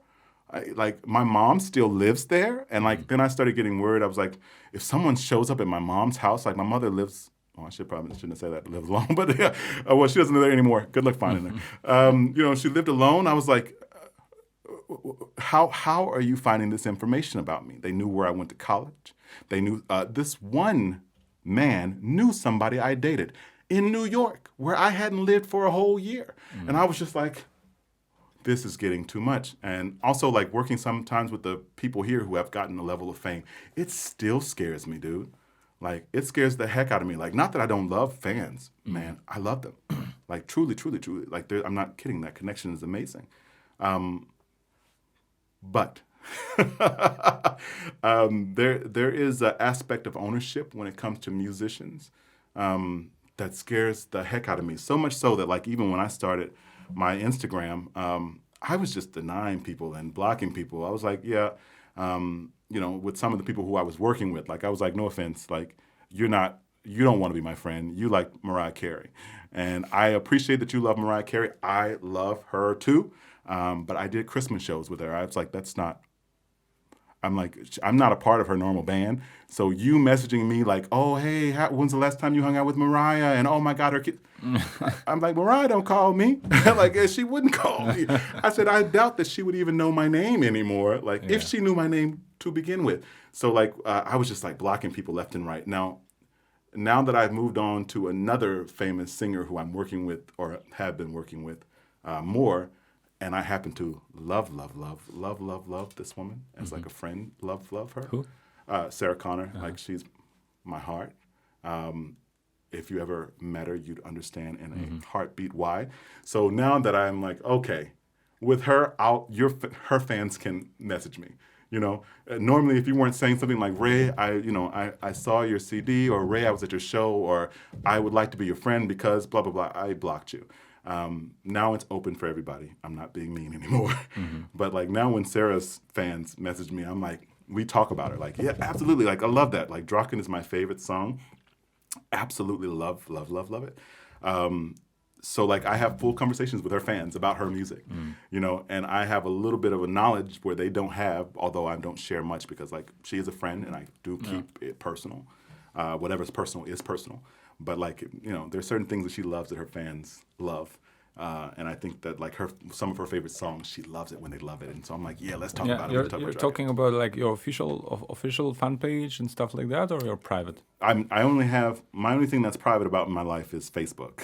Yeah. Facebook is my private. Instagram now is open for everybody. Yeah. Anybody can go to it whatsoever. I don't have like a fan page. I don't do that. Yeah. I'm not into it. My manager had one, but when he left, he took it with him. Yeah. So, you know, it's whatever, but I love it. Like, if I love the artist, not that I don't love Mariah. I love her. Love her. But that was a different relationship. Yeah. You know, like, she ain't got time, you know, to befriend you. Not that Sarah does either, to be honest with you, but she does. Like, there's not a person in her band that's going to tell you that she is not family. Find me another artist that says the same thing. Find me another multi-million-dollar artist that says the same thing. I promise you it's not true. Or at least if they say it, it's going to be for things like this, which maybe now you're thinking I'm only saying it for things like this. But no, like, I mean, I hang out with this woman. Like, we go have coffee. We talk about her feelings, her life. She knows intimate details about me. Literally, we just hung out and had coffee and cake. Like, I love her. Friend. So with her fans, no problem. Message me. I'm not like super fan, you know, because that would be weird to work with somebody who's also your super fan. But I'm like, I am a fan enough to know brilliance in the music when I hear it. Okay, so if you want to know some private details about Sarah Conor, write to Ray. Won't come from me. If you want to know some good information about the music, I can tell you things that you probably haven't heard when you just listen to them on the record. Nah. Yeah. But about you, I'm happy to spill all your tea if you want. You know, if you got information, like I can tell you who he's dating. I'm just no. But you were talking about that time that you wanted to be a musical theater headliner. Yeah. Oh no, that was it. Like I got scared of the fame. Oh, I did go on a tangent. I can see where I went now. No, I got scared of the fame. I came too close to the door. And musical theater in America has a crazy fan base. Like they are, like they're the I'm standing outside of your hotel rooms kind of a things. Yeah. And it's silly. Yeah, like, it's crazy because it's not so popular abroad. Yeah, my brother is a fan of musical theater, and he knows such a lot of strange names, plays, and everything. And like quite regularly, he's in New York for some on Broadway, and you know, he's crazy about it. Me too. I forgot everything what he told me, like every name, but he sent me some films, documentaries about famous composer. For sure. Zonderman. Oh, Sondheim. Sondheim, yeah. But yeah, I mean, this is my heart. I still love it. But again, I would only do it in America because, no offense, like the moment you change the language on a musical, you're messing up everything about it to me. I won't do it, and I'm a purist. And this was a big problem I had at the Dietage as well. Like my boss was like, Ray, we want you to do this musical in German. And I'm like, no, like I refuse. Like, have you heard it in German? It's horrible. And no one has done it in a way that makes me think, oh, it's great. Now, there are some musicals that are really great in German. Rocky, absolutely, a great musical in German. Love it. Elizabeth, great musical in German. I could really name a few, but I'm like, do those. The first job that I got offered here as a musical theater person was Showboat. And they wanted me to do Old Man River in German. And I read it. I said, I refuse. And they gave me so much money. Yeah. They like, well, not so much money, but it was a good chunk. And my body just wouldn't let me do it. I was like, I can't. No, but this is too much. And also like this American music theater, Broadway, it has such a special style, you know. Like there are many nice music theaters in Poland making musicals in Polish, and they're great.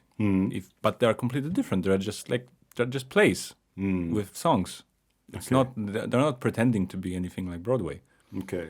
But if you have something with this kind of orchestral phrase from Broadway in German, it doesn't fit. There's too many consonants in this language. Yeah. It doesn't work. But do you ever feel that way too? Like, I mean, I don't know if I'm good enough to be famous. You know, if I'm being honest, I don't know if I'm good enough to be famous.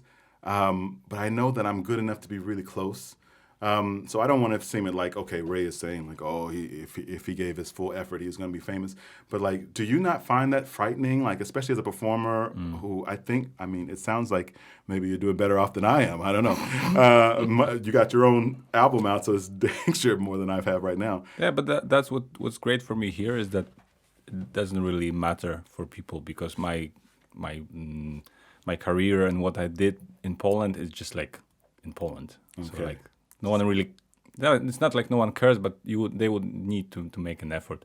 I could say something that would make it bigger in your eyes or smaller, but it's up to me. So we don't need to have this kind of distance.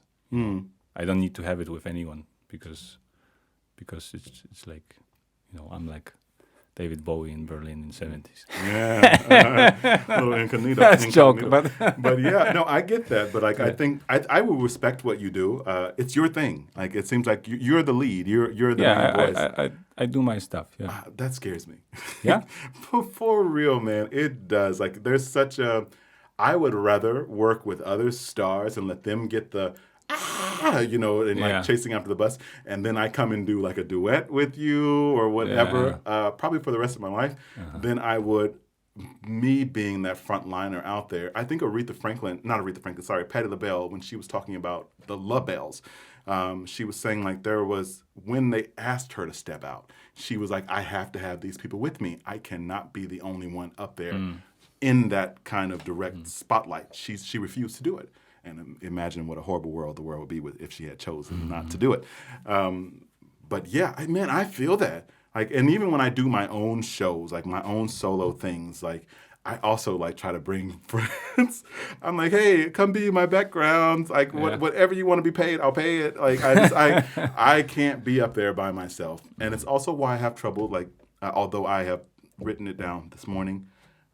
Come summer of 2021, I'm going to actually release some of these songs because I'm getting sick of having to scroll through all of them every day on my dial and realizing that I have been working on these songs for the last 3 years and no one has heard them but me, like no one. But it's also, it's not a borderline, but I observe it's difficult for many artists who are usually a part of a band or a part of like working in the big band or big production to do something on their own after like years of being engaged in like big productions or where everything was more or less, you know, made by someone else and everything is like prepared and you have a lot of fun not having to do all this stuff, you know. And you then, get to show up but then but then you have this you miss it to do it for yourself. You have to just, you know, give away your songs and have this voice of your own in a way. I think the thing that I miss most about like really doing my own thing is like I'm a director at heart too. Like, you know, like that's because of the musical theater, the directing that I've done and everything else, I want to design a show. And I have 4 in my, like, I literally made stage productions. I'm a geek, man. If you came to my house, like, you'd be like, man, what the heck is this dude doing? Do it yourself. Like, I've built stages, and I've actually, because I do lights and sound, I went to school for it. I literally have a lighting sheet. I literally have a sound program for songs that I've had in my DAW that have full stage productions. And I'm like, this would be great.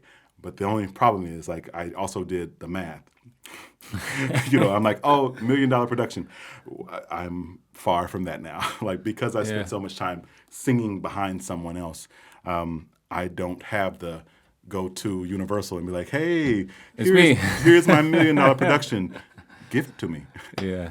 Although I do know enough of them now that I feel like I could call them, or some of them, and be like, hey, But don't worry, most of people who are trying to do their own stuff since like many years, they also cannot do it. Yeah, but that's just the thing, though. Yeah. You now have practice on building a smaller set or building a small show. And I'm sure that you have left room in it to, like, if it grows in budget, you can grow it as a show. Yeah. I'm not joking with you. I have a big panorama of show reels. I don't know how to make it small. I don't remember what it was. Besides, like, you and your guitar, or not that I play. You see that? Like as if I knew a single note. You and a small band and the audience, like, that makes me nervous. Yeah. It makes me nervous. I appreciate it. Like, if you're out there standing on your own, I don't care if your music is bad. I'm gonna come see you because I appreciate you. And I'm not talking about you personally. I know your music isn't bad, but I'm like, I go to the worst shows. Like, literally, I'm like, I don't care if this is bad. Like, I appreciate you, dude. Like, you did this, and I don't have the courage to. I hide behind big performers. It's easy. Yeah, but you hide behind very big performers. Like, you take part in enormous productions. Today I saw this Sarah Conor one, just one thing I found, and it's huge. Yeah, for sure. And I have, and like I'm so blessed, like so blessed. Although you got to be careful when you say things like that about those kind of performers. It's different. I'm not joking with you. Sarah Connor's a different person. Like, don't even put her with the rest. That's a whole. I mean, not just because of the size and the quality of her show, but also just because who she is. But that's a different person. But the thing about performing with some of these big performers is like I'm trying to say a name. There are some performers who I've performed with now for the last 10 years, like doing Schlagerboom, like doing 2 to 3 Schlagerbooms every single year for the last 10 years. Schlagerboom? Oh, gosh. Oh, my gosh. Where have you been? No, I'm just joking. No, I'm just here. I've been in Berlin since more or less 4 years. Yeah. But with a break in Warsaw, and I used to be here more like just having breaks from tours over there, So ARD, TV. I just want to make sure I didn't say AFD. Sorry. I really had a moment. It's like, did you just say that? No, ARD, sorry. The TV channel does these huge kind of like, first of all, Schlager is a type of music here in Germany. It's their popular music. Yeah, I know. Yeah, well, I just want to make sure. But yeah, they do these huge television shows with all the huge Schlager performers. So I've done it now for 10 years. And not only just the Schlager productions, but also like the Schlagerfest, the Adventsfest, and like everything else. But there's a performer who I have literally performed with for 10 years now, who I promise you does not know my name, and that we've sung together, like in the shows, like literally have gone in like the way they normally do it. They bring us in to record for the live show. We do the live show. These people don't know me. Yeah, wouldn't be if I walked past them on the street, they couldn't tell you like where they knew me from. Schlager is something like, in Poland we have something called disco polo. Yeah, and I think it's more or less like Polish equivalent of Schlager. I don't know, but I would love to go. If for no other reason, I love disco. Is it like really like kind of like the representative of the disco? No, it's more like pop music, but very a bit cheesy. I love cheesy music. Yeah. You're like, you do pop. No. There is a huge distance between anything you can call pop and disco polo. Yeah. I love cheesy. Yeah. I want the big afros, the shoes with the fish in them. Like I want as cheesy you can go. It's not that, Okay. I have to send you the link. Please do. But this is when I hear Schlager music on the radio in my car here, I think this is more or less the same. But the disco polo is like very, very simple songs with very simple background. And you lost me. Yeah. If you don't have a good background, you don't have a song. Yeah. No. It's nothing. It's not a music. Okay. It's a kind of music. It's like something that pretends to be used to pretend to be music, and now by the right government who is like trying to gain votes from people from very like this kind of background that they love this kind of music. Okay. So now it's promoted. Uber cheesy and then go to Poland. Got it. I heard you. Yeah, this is cheesy. This is a different way of being cheesy. Yeah. It's not cheesy with afro and like funny dance. Oh, I think we can make it work. I can be political. I can also like put in a little bit of a leftist core into it, but like make them think it's about the right wing. Hey, I'm good at that kind of stuff. They're like, no, get out of here. You know what's really funny? I've always wondered, like... Yeah, but you were talking about something else. You were talking about this boom... Schlager boom. Schlager boom. And that was really it, man. Like, it's just, I don't... like getting noticed and fame because of these kind of things, it doesn't really work that way, and I'm happy because it doesn't. I have literally been on the subway when my face has come up on those little screens. Yeah. And be sitting next to someone looking at the screen and, have them look at me. And they're like, it never occurs to them to think the person that's sitting next to them is up on that screen. Yeah. I'm not joking. This has happened. I have very beautiful pictures, on my promoting videos and like stuff. So no one will recognize me on the street. I love it. I love it. Yeah. You shouldn't love it. You should want someone to recognize you for what you've done. But I had a point in my career when I was for 2 years I was signed with Sony, and so it was like I got this punch of promotion. I would love to talk about that contract off of camera. Sure, no problem. I'll tell you everything. Okay, great. But I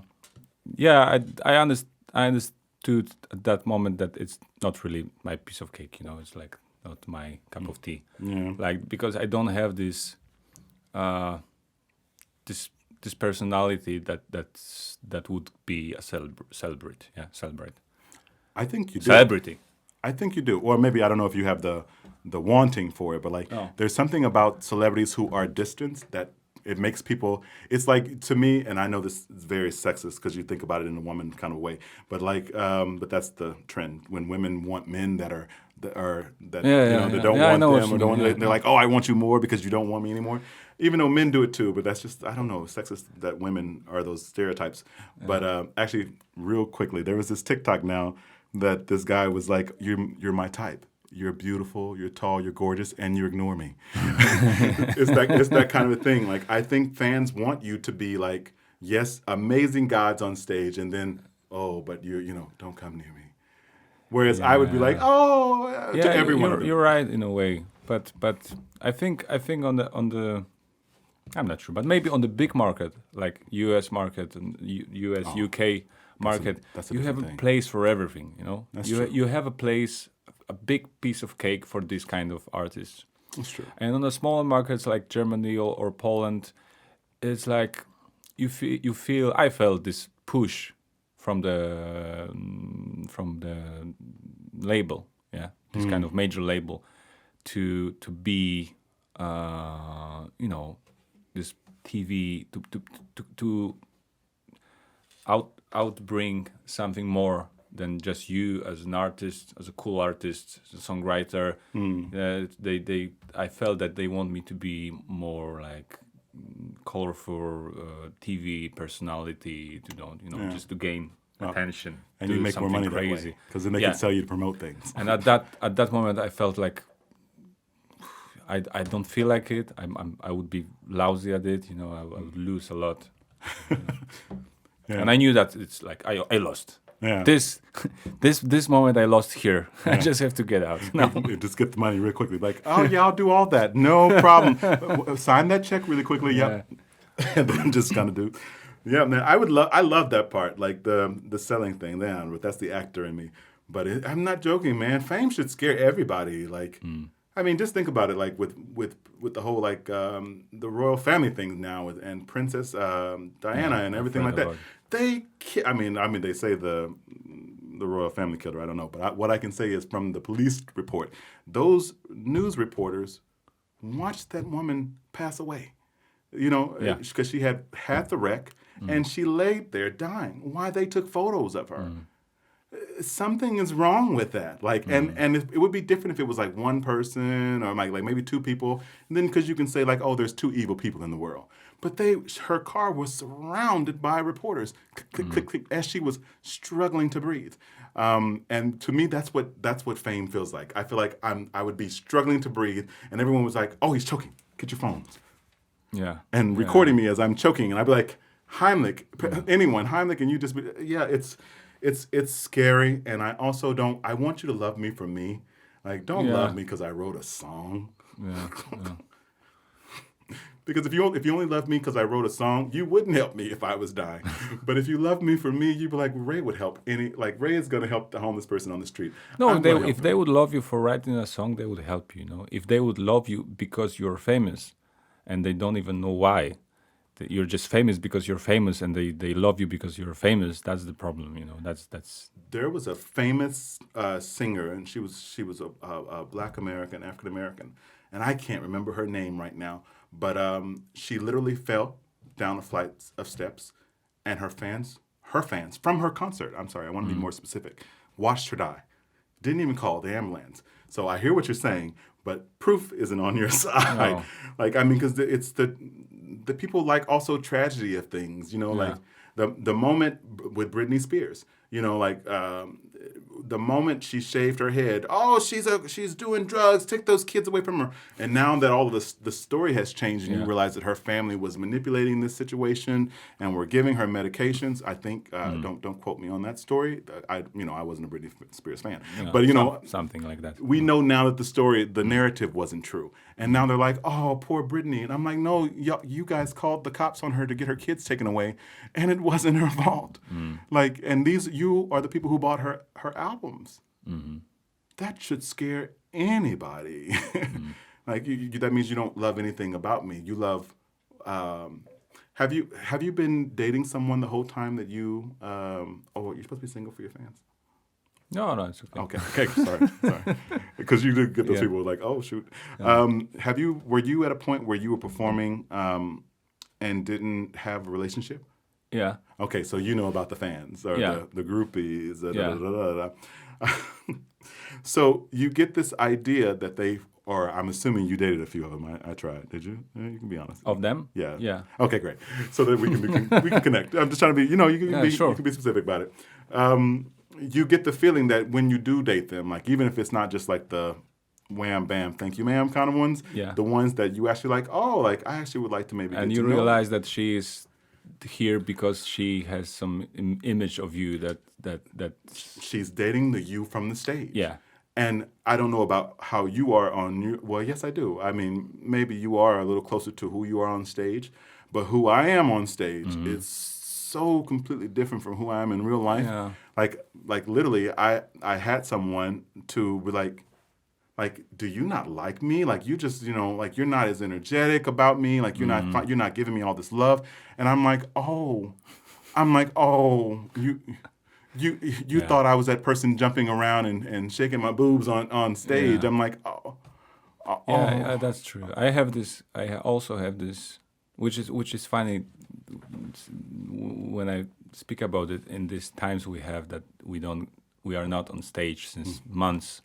So these personalities are just somewhere there, hidden and neglected to be released. After years of having fun, on stage. Yeah, but I also have it. Yeah, I have this persona on stage, which is more funny, more smart, intelligent, like outcoming, expressive, and all this stuff. Yeah. So I remember these episodes, dating a girl, and realizing that she's just waiting for it, and you're just yourself. And I don't know what it is. And I would love to be the Ray from on stage in real life.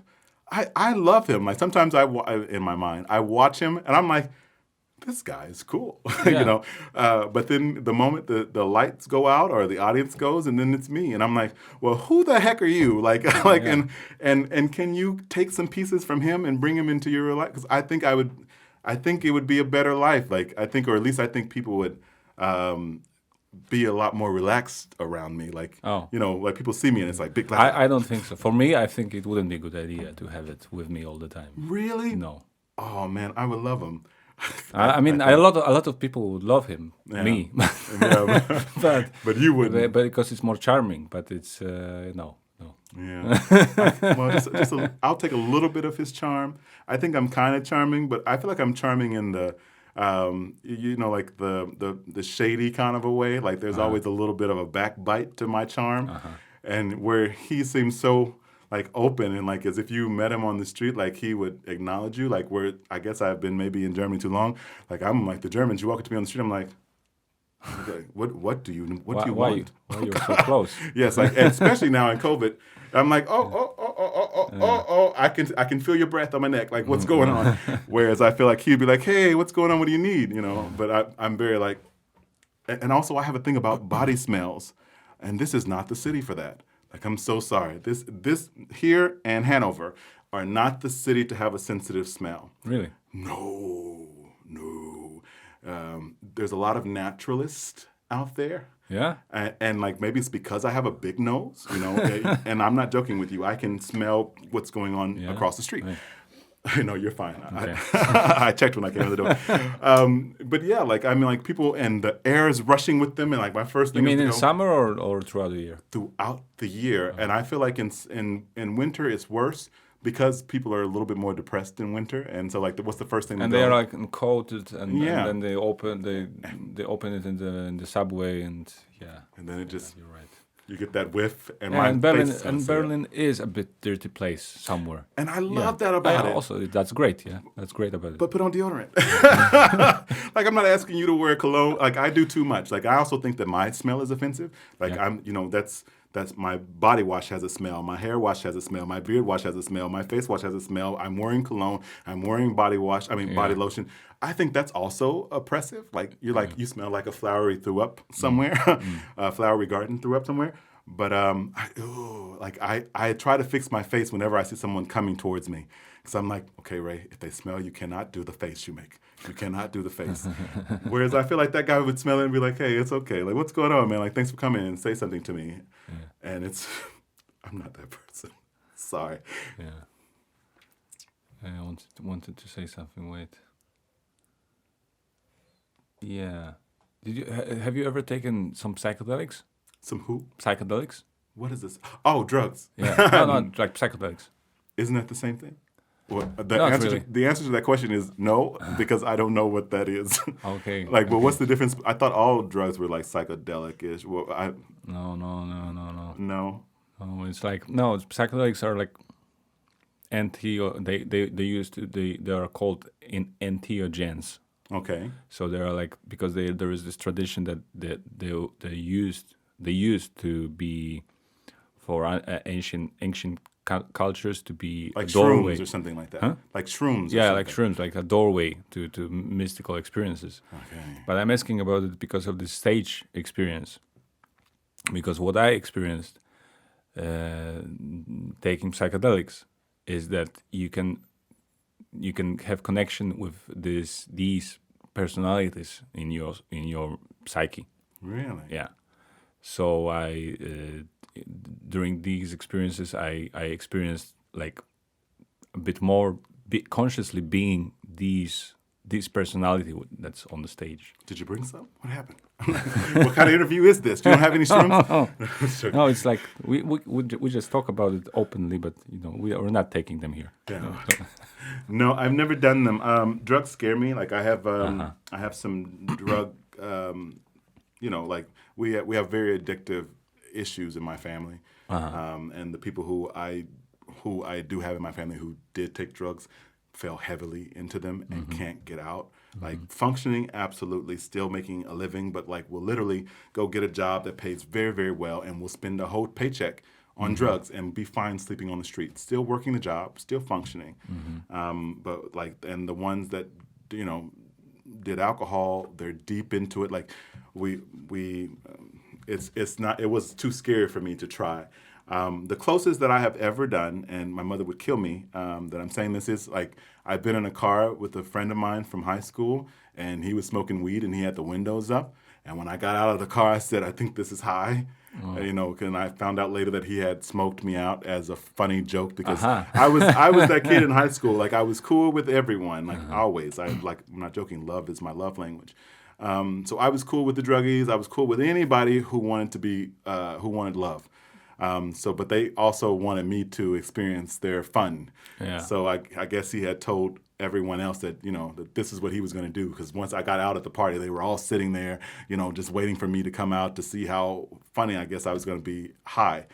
But I had the complete opposite situation. I became paranoid, and I know. It was horrible. I hate weed. I cannot take it. Yeah. Well, I only tried it once, but I swear to you, I went walking, and I was like, the police are coming, and it was not a positive experience. No, I'm also paranoid after weed. Yeah. That's why I never take it. I mean, I wouldn't do it again. Not for me. That's not true. When I'm 70 years old, I'm no longer performing. I will do something then. Why not? I don't think it's a negative thing as like no one should do it. I just think that you shouldn't do it to excess. Like we work in these clubs. Like no offense, you go to Bergheim and I'm like, guys, there's only 2 beats, 1 and 3 every song. You can jump to those 1 and 3. Like, but you're so high, I'm like, oh. That's a problem. Like if a German person who claps on 1 and 3 can't find 1 and 3 in the 1 and 3 song, maybe you should have, like, what's that phrase? Puff puff pass. Like maybe you should have passed. You went puff puff puff puffing too much. It was too much. But like one time in your chill time, do something, whatever. Yeah, go for it. But no, it's like for me, like for most of people who actually have had these kind of experiences and made them, like I would say, in proper environment. The drug popular environment. No, psychedelics and drugs are a completely different thing. Like drugs are taken for fun, pleasure, to avoid problems, conflicts, like everyday life, whatever. There are many of them, and you can use them in different ways. But psychedelics, for me, are just things for development. It's like and it's there is a renaissance of like medical psychedelics now. Yeah, I mean, they did it in the US. They did it in the Native American society as well. Yeah. Now that I know the difference in psychedelics, I didn't know that word. But for sure, and obviously they still have some tribes in Africa who does it as well. I completely Ibogaine in Africa. Good job. Yeah. You're like, oh yeah, I got that. But I mean, I'm all about it. I'm all about you finding different ways for you to explore your spirituality. I'm into it. Go for it. I just will say, for me, I'm high enough. Unless I tried it between 8 and 10 o'clock, that might be something one day. Yeah. Maybe I can skip over the bad part of the morning period. Just when I wake up. Oh no, it takes time for it to work, right? It depends. So maybe someone needs to put which one. There are some that can really. Yeah, but do it before I go to sleep. Maybe I wake up. Did you mention that you were depressed? I don't think it's depression. Like I don't know. I get really weird about titles like that because there are people out there who are really like depressed clinically and deserve like not to have their issues thrown around, because everyone says that. Oh, I feel depressed, and then there are people who actually have depression, and then and it makes it feels like their depression isn't as relevant because everyone claims it. Yeah. I don't think I was depressed. Clinically. Yeah, I just think I was incredibly sad for some few moments in my life. Yeah. And what did you do? I mean, to get out of it, because you get out. Did I? No, sure. I mean, you seem to be fine now. Thank you. I try my best to see. Maybe, you put on lights. Maybe this is the ray from the stage. I don't know. I don't know. Like, I mean, I hate to be that person, like to say that God handles all my problems, but like God handles all my problems. And it's such a scapegoat, and I hate that about Christianity. It's like, I was sad, but then God. And everyone does that. Like, I was a bad person, but then God. I had these problems, but then God. Yeah, when I hear something like that, I'm like, okay, but I never had it. Yeah. I don't want to say it, but I do in a way, but then God. Or don't call it God then. Call it that thing within yourself that doesn't allow you to go too far. If we were religious, if this was a religious situation or conversation, I would say, well, the Lord never puts more on you than you can bear.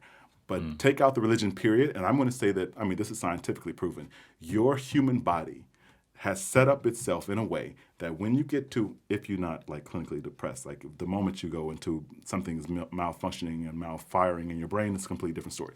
But you as just like a normal human being walking around the world, the moment you get to a certain amount of sadness, endorphins release. Something happens within your body that literally clicks and says, no more. And whether you want to call that the science of the thing or the God of the thing, whatever, I don't care. As long as you allow that thing when it clicks on to say, okay, now that I'm up for a moment, take a moment to think. And that's what happened to me. Like whenever I got too down, too depressed, literally something would click. You can call it endorphins, pheromones, whatever. Pheromones would not be what you should call it, sorry. Whatever you want to call it in my body that clicked, it clicked. And it gave me enough of an up to breathe, I think the thing about drowning people is it's when they get above the water, they never take the breath. They're such in hysterics that they're still thinking that they're having to hold their breath, and the next thing you know, they're underneath the ground or underneath the water, and they have to breathe. And I think it's the same thing about sadness, man. Like if you don't understand that if you have a good moment, don't take that moment to go and break down the bad moments necessarily. Take that moment to breathe and say, oh, okay, there's some good up here. There's some good up here. Let's find those things. And then all of a sudden, when you have a good grip on those things, you can go back, okay, now what made me sad so I don't go that way again? And you have everything like quite well, it sounds reasonable what you're saying. I hope so. It's like it's because you use reason to settle all these things, or when you live through these moments, it's more about your emotion and intuition, or you're more like, okay, now I have to do this because I have this small, better moment, so now I'll just grip something good and I'll tell myself what's good around me and what's good about my life and blah, blah, blah, I thought I was kind of under the impression we all did that. Like I didn't think that I was special with this. No, it's quite special, I think. Well, I guess thank you. But I guess I never thought of myself in any different than anyone else. But to me, like, I'm not joking with you. Love is my language. And I guess I can't say that enough. I because of the amazingness of love, I can't let things get me down for too long. Like, because that's what happens. So you're too much in awe of the beauty. I really around am. You. And I hate that because it makes me feel it makes me seem naive to my own self. Like, like just today, I was walking to come here and this guy was laying down on the bench and I was like, not on the bench, on the little pathway. And he looked so sad. And I was like, man, it's okay. Like you're going to get up, and I'm speaking to him in my broken German. And he kind of just looked up to me and he was like, I was like, but no problem. I said, but you've heard it.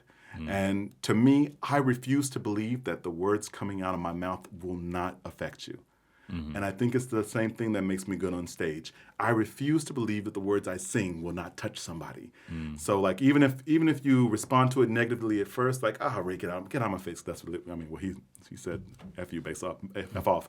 Yeah. But in that perfect German way, which is my favorite German cuss word, by the way. Propistis. I love it. It's just great.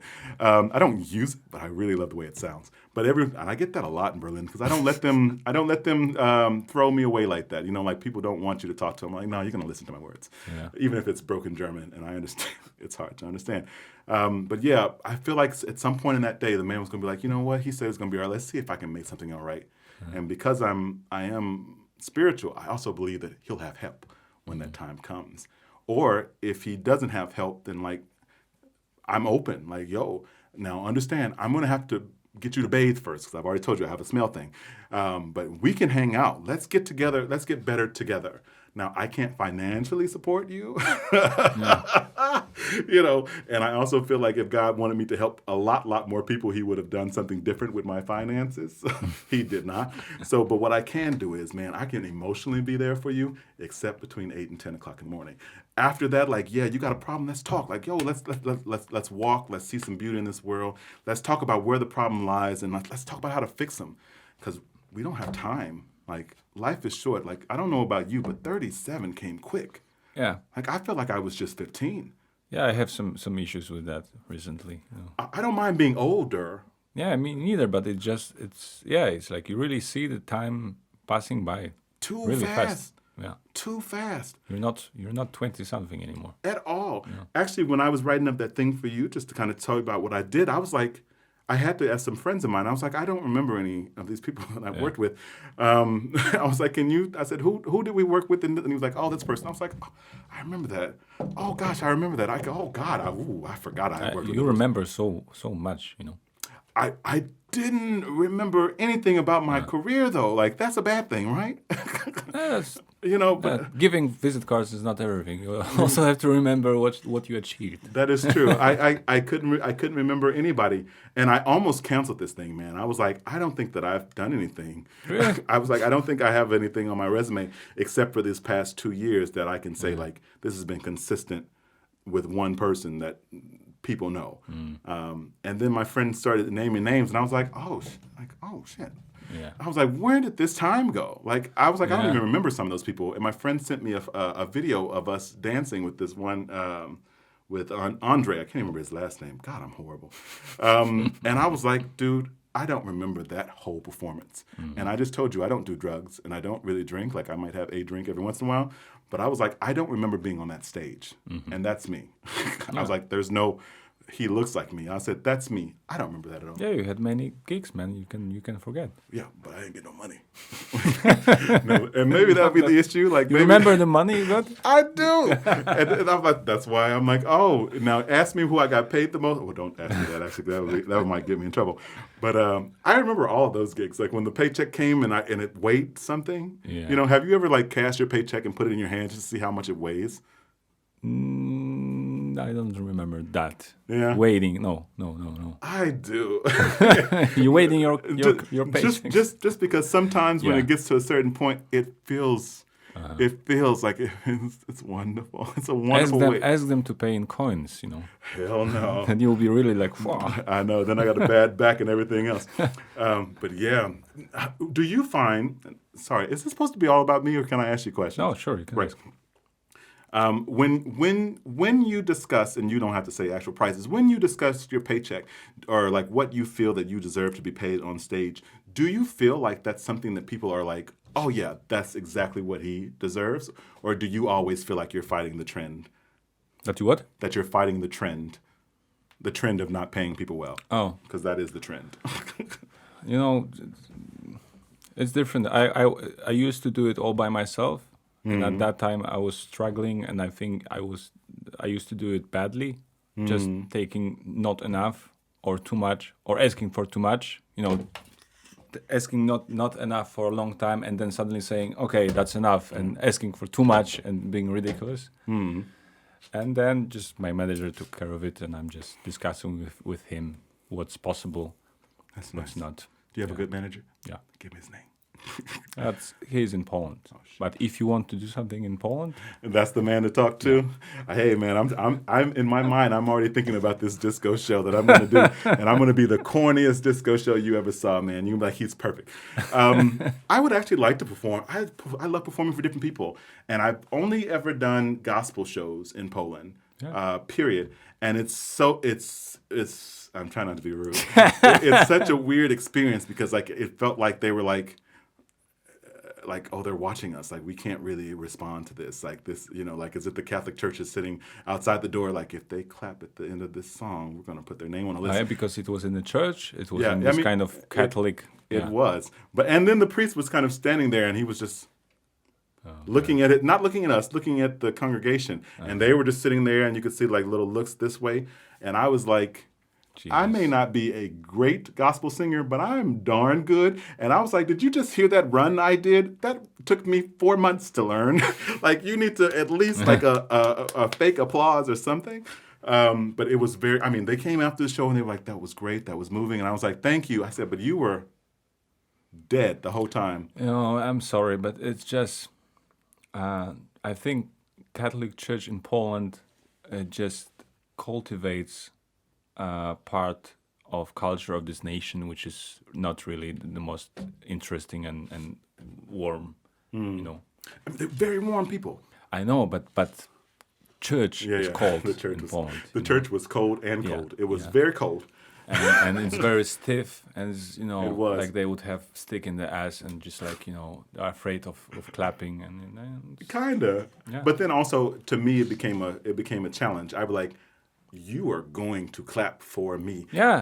And then you give more. Like Yeah, I went out into the audience, which I really never do anymore, which is sad because I forgot how much fun it is to go to the public. Yeah, to go to the public. And I pulled up this old lady out of her chair and I'm dancing with her. And then she kind of like rubbed down my thigh a little bit and I said, "Oh, gospel, put it back down, put it down." So it was like, but the moment I did it, like the church laughed, it loosened up a little bit.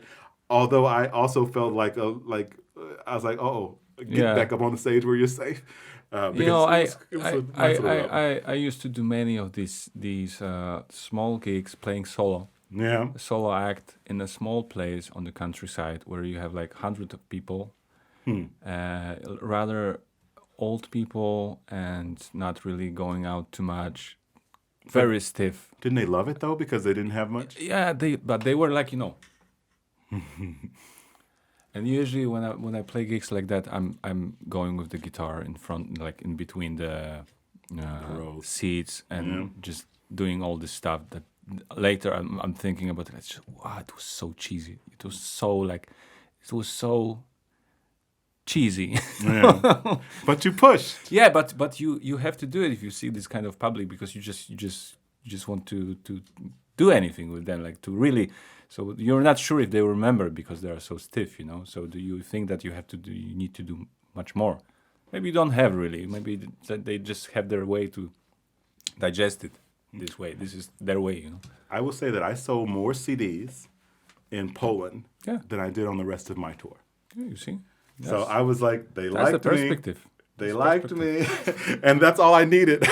I know, as sad as that sounds, like maybe I do it for the applause, but not applause, like for the CD sales. And they love, sad. and I have to tell you something. The best, this is not my words. My friend Roland, who's, Roland Satterwhite, the jazz violinist and singer. He's from US, living here since many years, and he told me. So I always say that as a kind of proof that the best blues players, bluesmen in Europe, apart from US, are in Poland. And Polish people love blues and jazz and like all kinds of black music. I'm on my way. Really? They love it. I started from playing blues in Poland for Polish people. We should do something. Yeah. No, I'm not joking. Let's do something.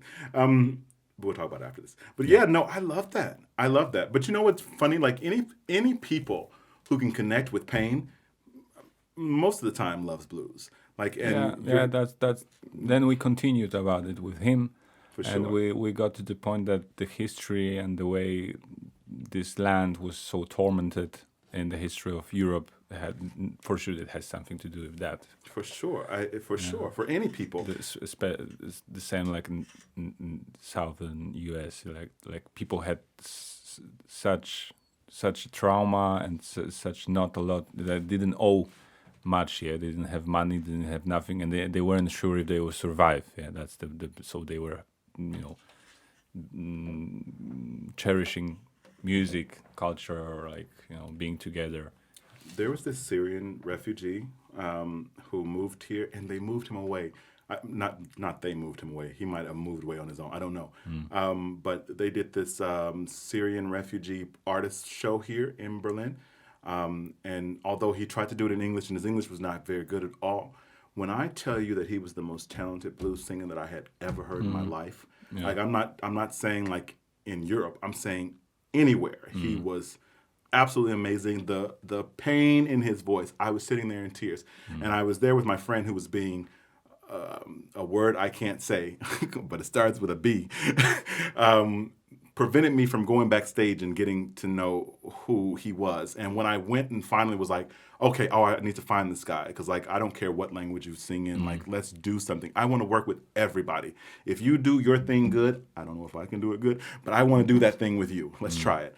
And I went and found the promoter, and they were like, oh, he's gone. they shipped him out somewhere and we don't know where. And I was just like, so angry at my friend wanting to choke him because he stopped you. That emotion that he developed at that show took me completely out of that's an amazing artist. And I'm like, someone needs to know you. Like, and I don't have many connections, but the connections I know, I'm like, look, like, no offense, especially if you're going to be a smart business person. You got a Syrian refugee who just came to Germany. They're trying to sell it. And I was like, and if you're going to sell it, can you sell the best of it at least? Yeah. And I think that he was the best that I had ever heard. And I have to this day not 100% forgiven my friend for that. But I also believe that the world turns and I will find him again. I'm pointing at the camera because he saw me and because he knew he touched me. And I'm like, you see this? Come find me. Yeah. I would love to work with you. I don't know if I can do it as good as you do, but I can definitely give you some of my love, and maybe it'll feel like pain. I wish it. Yeah, me too, for sure. Is there anyone you wanted to work? How long do you have? I'm sorry. This is one of those situations. I talk, and you should maybe have put a timer up or something. No, it's okay. It's completely. But we can. Okay, I can finish. I can finish talking. Yeah, sure. Okay, great.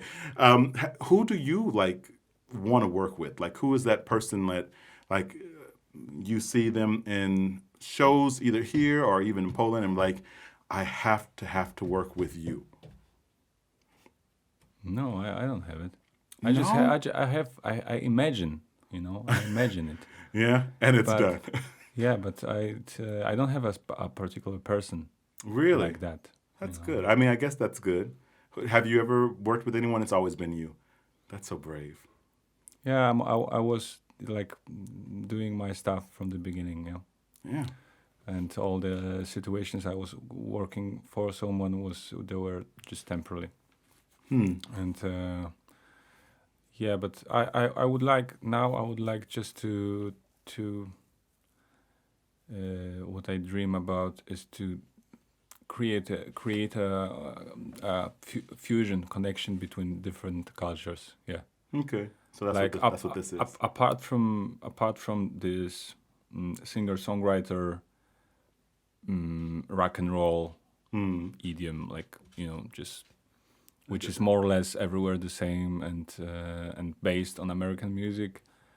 Still based on American music because I feel like this is a part of also like my upbringing, it's a good formula. Yeah, it's just like that, but also with my own roots and things people are just bringing here from all over the world. Yeah, I get that. I wonder if it's just me. I want to work with everybody, like every single person. Let's do it. I'm not joking. But you doing it? You doing that? Do you have this a way to do that, or like a platform? Yeah. Any kind of that? I come on things like this and say, let's work together. Yeah. And then because you have a visit card? Because I do. I do. And because you said yes on your own show, then I feel like no matter how many emails that I send you and you might ignore, I'm going to continue doing so because you said yes on your show, which means that I have the right to bother you until it happens. All right. That's what I feel. Deal. But no, I mean, honestly, what I do is I go to shows, and I don't care where you are in your career. I don't know. That's not a good word. Where you are in your profession, like whether you're a beginning musician or whether you're an end musician, if you can show me that you have a heart in music, I want to work with you. And I know it's kind of like a little bit of a vampire thing, but I also want to suck that thing out of you and keep it, because I love it. I love all aspects of it. And I have done things that I should never do. Like, I mean, literally, I did a country music song with this guy here in Berlin. Like, no offense. Like, I mean, I am from Texas, and if I actually start talking a little bit more like I did when I was living in Texas, you can understand that I could actually do some country music, but it's not in my soul. Yeah. Like, country music, I love it. I do love it, but it's not in my soul. And you could tell in the record. And he kind of came to me in the recording studio, and he was like, he says, Ray, I want you to, stop with the accent. I said, that's actually how I talk. He said, stop. And he said, and also, I don't want you to think about singing in country music anymore. He said, think about like Patsy Cline, like do it something like that. She wasn't country, she was pop country. And then all of a sudden we had this pretty cool album. Although the song never did come out. I have it somewhere. Of course, with all the rest of my songs that don't come out. But yeah, I mean, it was he loved country music so much, which is a shame that he was here. Like, I kept saying, like, you need to move. Like, country music is not going to pay your rent here. Yeah. It's not. Do you know any country people who are doing it here? No. It's not their trend. But he was determined to make Germans love country music, and literally would be performing at these places, and I would go see him. I go see anybody. If you put it up on Facebook or anywhere that I can find it, I'm probably going to be at it. And it's weird because you're like, who is this random black guy sitting in my front row like this, like he knows me? And I do, because I've stalked your Facebook page. But I mean, literally, it would be me and 3 other people in his audiences. Great country singer in Germany. Yeah, but like doing his own stuff or just copying country? His own stuff. In German? No. Okay. But here's the thing. The moment you make country with German words, you have Schlager. Yeah, exactly. Yeah. And he didn't want to do Schlager. He said, I don't want it to be considered a Schlager singer. And it's really funny. Oh God, is it the Kelly family? I think that's the name of those. This band? Yeah. All these kids? Yeah. So I was like, They still play? I remember it from... Oh, are you kidding? Every teens. Christmas. Yeah. That's my Christmas gig, bro. Wow. Yeah. I know you played with them, but it's like every year? Every Christmas, bro. Every Christmas you play with the Kelly family? Yeah, at the back. Not joking. Look at all the little Advent fests at the back there. You'll see a purple robe and a little black face with glasses. That's me. Cool. But I was like, look, I don't know the Kelly family personally, but I do know one of their producers. I was like, would you want to possibly get connected to them? And like they kind of have a country sound, even though I think they would be very offended if I said that, but no offense. You didn't hire me last year anyway. That's not true. They did. I did go, sorry, only one song. It was enough.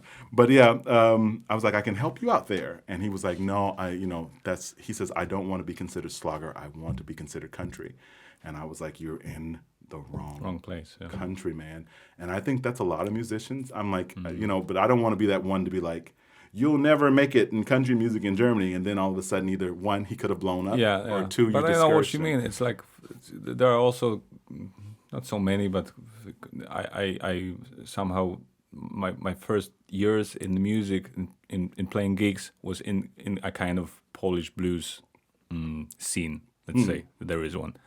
So it's quite bustling with many young bands. A lot of people are doing that, and you used to have many festivals, summer festivals and stuff like that. And every time I was looking or listening to talented young musicians playing blues, playing interesting blues, like some of them played like Chicago blues and folk blues, slide blues, like everything you had.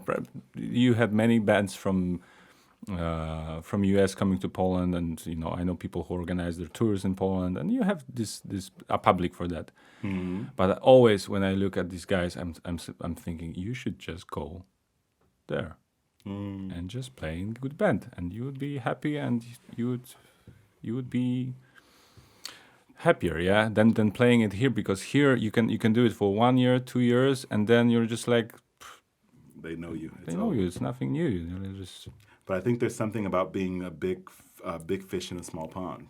If you can be the one that squeaks through, you could be the biggest here. And I feel that way too. Like, no offense. Like, I think if I'm wondering if I'm sounding like a butthole on this thing. But I'm every once in a while when I do feel like, Ray, you can do this. Like, go ahead and step out on your own. I never do it, but I do say it to myself every once in a while. I think to myself, it might be easy to be a big fish here, where in America, I would be a small fish. Well, actually, first of all, I have to go back to musical theater only because pop people wouldn't have me. That's not true. The pop people would have me. But you never know. I mean, at your level, you cannot say what would happen. Dude, I absolutely, in America, I can. You know why?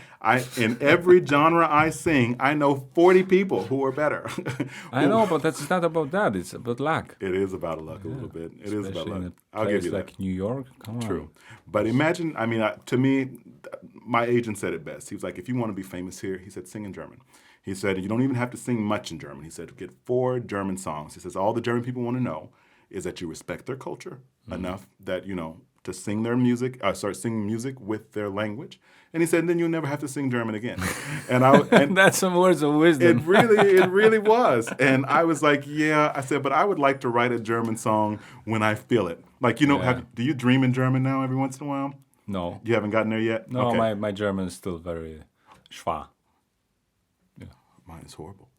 Like the worst. But every once in a while, I'll have like a little dream in German, and I want my song that is going to be German. It's short dream or long dream? It's always a short dream because there's not much to say. And it's normally like I'm trying to make someone understand me in German, and someone was like, that's normally how I feel. That's normally what I wake up with, that feeling like, stop massacring my language. Yeah. But when I write a German song, I want it to be that. I want it to be like the words just came to me like in a dream.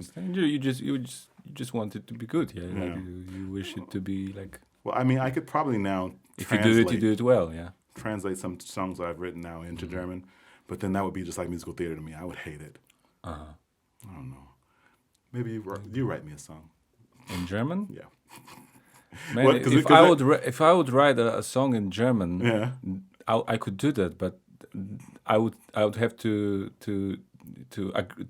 like just agree that I will lose everything I left in Poland. I would burn my bridges. Really? You really think so?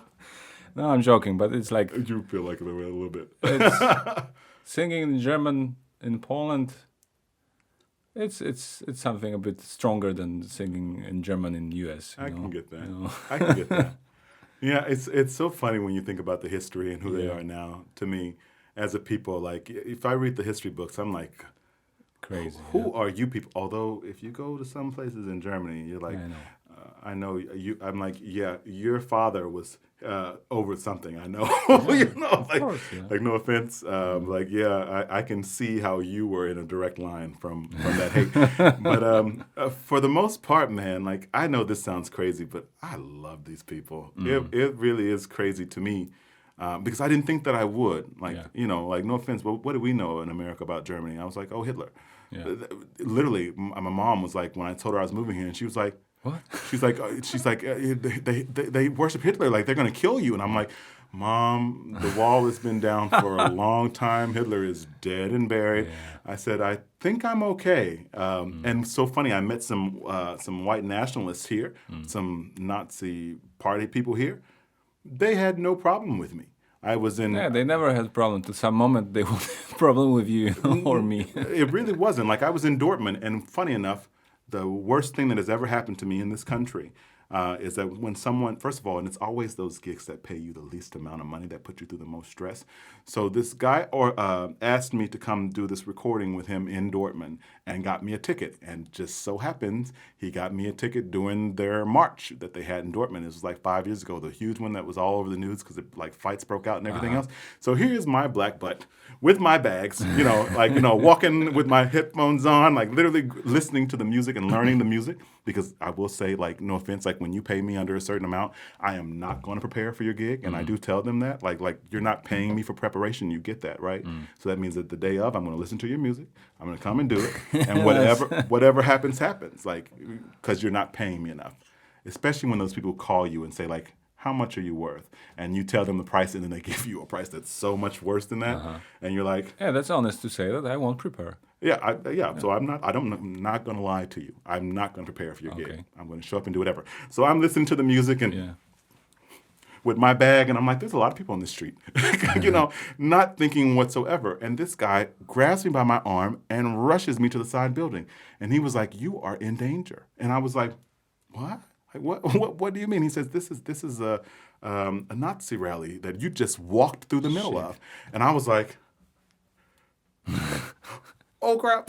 Like, I said, okay. I said, how do I get out of here? He said, there's no cabs on this street or the next street or the next street. He said, the fight has broken out. This guy, walking in the Nazi party, took me into his friend's bar, which was right down the street from the I&O there, bought me a drink, stayed with me until the producer that I called was able to come pick me up. And I was just like, I said, sir, I don't understand you.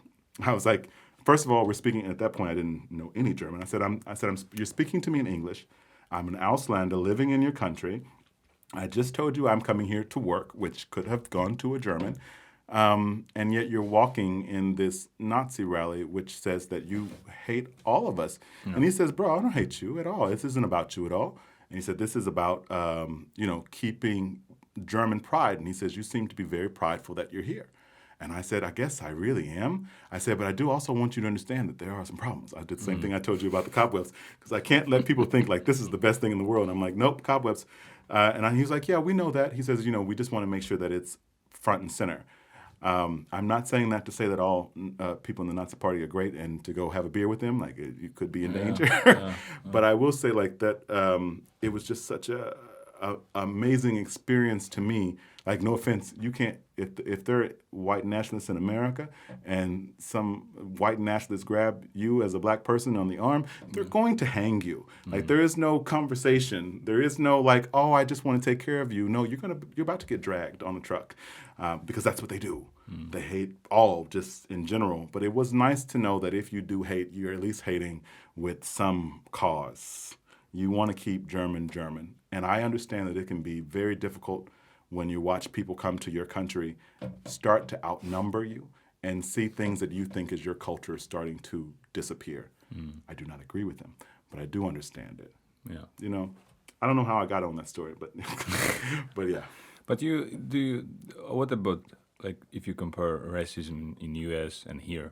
Oh, there is no comparison. No comparison. There's no such. If there was it also depends on where you are and who you are. Like, even in America, my first 2 months in Ohio, going to college there, were horrible. I mean, just horrible. First of all, I moved there when people in Ohio, it's a suburb of Columbus, Westerville, they didn't lock their doors. Like, no one in the whole town locked their doors. Like, you could just literally, like, hey, neighbor, come on in. I moved in. Everyone started locking their doors, Because of you? Because of me. And also there was other, I think maybe about 5 other black people who had moved into the neighborhood, whatever. All of us going to the same Otterbein college. All of a sudden, doors start locking. And you would see people literally drive away and then like, U-turn and then go and lock the door and look at us. And we'd be sitting on the porch like, hi. Like, we weren't going to go into your house. This country is crazy. It was. 2 months later, they got to know us. I got cast in a show at Otterbein College, literally my first month, which was unheard of at that point. So I became this talking point, like they cast a freshman. They've never done that before.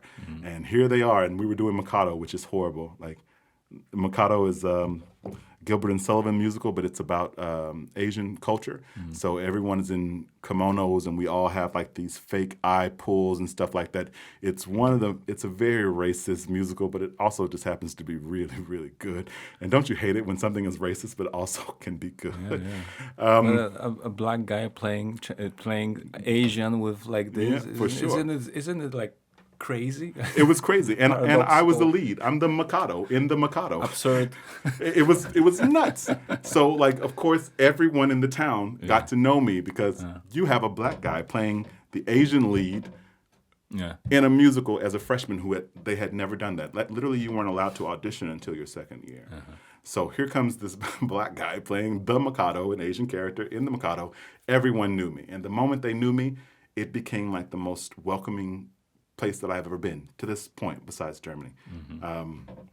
People invited me to their houses, and I don't know if my neighbors wanted to make up for that first couple of months, but all of a sudden they started asking me like, oh, we are locking our doors now. Can we give you the keys to our house just in case we forget our keys somewhere? And I'm like, there was a board on my wall with all my neighbors' keys. And I wanted to remind every single one of them. I said, you do remember that I was the reason you started to lock your door to begin with, and now you just gave me the keys and access to your houses. This is kind of community that you won't find anywhere here, yeah.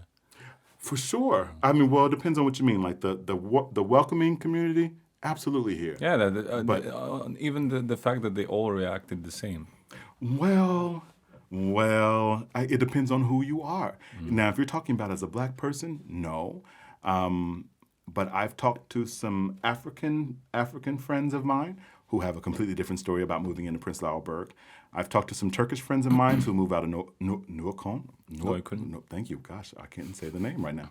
This is what my dream is like. I'm saying, and they're just like, stop. Moved out of that neighborhood and moved into Mitte and had a complete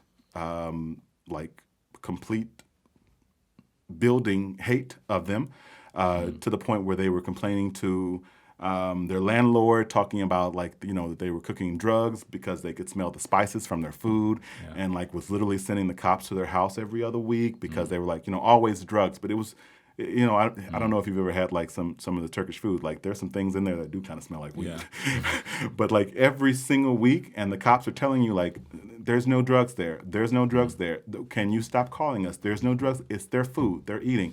And then they went to the landlord to complain well, can you tell them they need to stop cooking with their windows open? And, so everyone has a different experience. And I mean, is it like me, where a whole neighborhood started locking a door because I moved in? No. But different cultures here do have their moments of that type of racism. And it's not really racism. I'm going to say it's microaggressions. And Germans are kings of microaggressions. It's walk across the street when the light isn't, when the green guy, the Billy guy isn't up there. That's it's not it's a stereotype, but it's true. It is not a stereotypes are things that are based off of people that has been really proven not to be true. Okay. I walk it now. Go right now and walk. I know, man. This is the only place I know that if you would, for example, if you walk on the pavement for cycles for bikes, yes, they will scream at you. Sometimes, absolutely, not always. Or if you do something against some rule, when you're driving a bike and you do something wrong, you will stop in the wrong place, and you have this anger, from people, not because they are angry. They are not angry because they had to stop. Yeah. They're angry because you are doing it against the rule. And they want you to follow them. Yeah. But the way they respond to it is microaggression. Yeah. This woman came to me when I first moved here. At that point, I was coming from New York, and then from Paris. Not Paris, sorry, Nice in France. Stoplight, what are those? we don't know what that means. If a car's not coming, you go. Yeah. This woman broke the rules, which makes you understand how serious she was about it, to catch me to say, oh, the light is red. And I said, yes. And I went to walking. No. And she followed me across the street. And she says, maybe you don't know. And the most sarcastic. She was nice. I mean, no. It was sarcastic. It was very aggressive kind of a way. As she's holding my arm, which, no offense, I'm you don't know me, and I'm a big guy, and I think I'm too big to be held now. And she was like, you should go back across the street because you need to learn to wait. Wow. And I said, ma'am, in my nicest southern tone, I said, God bless you. I said, but if you don't take your hands off of me, he gonna see you real soon. Do you understand? And she was like, what? I said, yes, I'm going to make you meet the Lord if you don't take your hands off of me. And, because I was I don't understand why this, at this point, no offense, I'm coming from America. And it took me almost 10 years now to not see white people as a possible threat to me. Yeah. I know that sounds sad because why group everybody? But the truth is, and if you live in Texas, they are. Every one of them could be a threat. It only takes you accidentally rubbing their daughter or some husband thinking you looked at his wife's breast or whatever to get you and your whole family killed. So we train ourselves to think, don't do anything with white people except for say, be polite. And then if you do anything else, your life could be a danger. So it took me 10 years to understand that. But no offense, she had me at the right day. She had me in such an old lady with such a good grip. I was like, ma'am, you are about to meet the Father in heaven because I'm about to escort you there. I was like, you need to let your hands off. And she got so offended. You. And then, of course, the Germans came out because, when Germans get upset, they can't stick necessarily to English. It has to come out in German. Yeah. And so she was just Germaning at me. I don't know what she said. Germaning at me. I didn't know a single word she was saying. And I was just like, yeah. Mm-hmm. I said, as long as you understand. I said, grab me again. At that point, I was almost begging. I was like, I'm tired. But she didn't, thank God, because I don't know what I would have done. But there's a lot of microaggressions. Yeah, was there any difference when you moved from Texas, for example, northern states? Is it different? No, I'm going to tell you why. Like, if you're in Texas, you don't really see a lot of racism so much because we're segregated. You know, telling me that segregation ended is a lie. Like, black people are with black people, white people are with white people, Hispanics are with Hispanics. We might mix at school sometimes. We might have to have classes together, but we live completely separate lives. I had a few white friends at school, and one of them was really close. Really, really close to me. His name was Mikey, and I remember going to his house the first time, and his mother had left something on the counter. Now, please understand, this might just be how I read it. This may not have been how she was thinking it, but it was like a little bracelet, something that was sitting on the counter, something shiny, a diamond, whatever. And she saw it and went and grabbed it and went and took it to her room. Now, she might have just been like, oh, I don't want to leave my expensive things out with these kids. I don't know. But like, because I was sitting there in her living room and how she snatched it, I'm like, I didn't feel comfortable coming to his house anymore. Yeah. And I remember him saying like, oh, you know, my mom like loved you and she wants you to come back and hang out in the pool. And I never did. And that was the end of our friendship. And it was sad, you know, like, because we were we were kids and I loved hanging out with him. But I was like, I no longer feel comfortable going to your house because if something does come up missing, like, are they going to blame you? Yeah, of course. So, you know, but that's the whole point. Texas, we didn't mix. In the North, they mixed. So I think I got called the N-word more in Ohio than I ever did in Texas. I got called the N-word more by people of color in New York than I ever did in my whole life. But, you know, that's at that point. But that's different, right? Not to me. Not to you. Now, I do understand that there is a difference between, like, some people on who can say the N-word and who can't. My philosophy is don't ever say it. Because I know. So why would they do that? Like, it's just an offense. It's not like regarding your skin, yeah? If a black person calls you. Words have history. Words have meanings. But why are they doing that?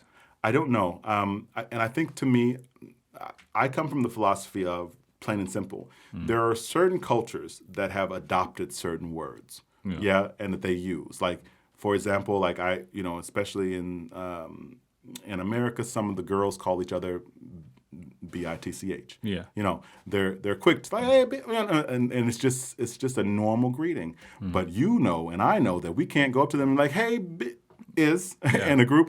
It's just something you don't do. Yeah. Where the same thing with the homosexual community, like, oh hey, fag, this, you know, all day long. You know, that's not something that a straight person would go to a homosexual man. I'm like, hey, fag. You know, it's not something you would do. Yeah. I think this is kind of how, if you're black and you feel like you should say it, I think it's the same thing. They're trying to take the word that was once used negatively against them and say, it's ours, we're going to make it positive for us. Yeah. That's fine for you. But for me, I'm from Texas. I don't have a history of it ever being positive. I only know it in the negative term. And it would take too long for my brain to switch the word around. Do you think there's, like, because if we would talk like 5 years ago, it would be different talk. But now, with all this social justice and everything that happens, with Trump being... we don't say his name. No? 45. You can say 45. Oh, sorry. Or he who will not be named, like Voldemort. Okay, I'm sorry. I already said many worse things in this podcast. No, that was the worst thing you've said in this whole podcast to me. 45. Oh, yes, 45. What about 45? I crossed many American borders here. Speaking of Americans, really. But what will be there, like with racism and, you know, because, you know, racism and discrimination will exist everywhere, of course. Like, there will be always, Polish people will always be discriminated in Germany and Turkish people. Do you feel that way? You know, but I'm not typical Polish immigrant in Germany. Because I asked you, I said, do Polish people have problems here in Germany? You said they have, none. Not me. Oh, okay. You ask if I have problems. That's true. With Germany. Very, very good. Yeah, but of course, people who emigrated to Germany from Poland throughout the last 50 years, they never feel until the end of life, like fully appreciated or integrated somehow. They always feel this push back. Yeah, I didn't know that at all. That's what I hear from people, from old people, not from like young guys who are coming to Berlin because it's a cool city and they have a nice job, or they just going and there and for because it's so close. I know this sounds horrible. Just real quick, hold on to that thought. But like my question to you would be like, do you feel like the Germans recognize Polish people as Polish by looks, and it might be just my ignorance of it, like, but I'm looking at you and you kind of to me look like the German people, which hopefully doesn't insult you. I would never see you walking down the street and be like, oh, he's Polish. But can Germans tell the difference? I don't think so. There is a Polish type which is possible to just pick up.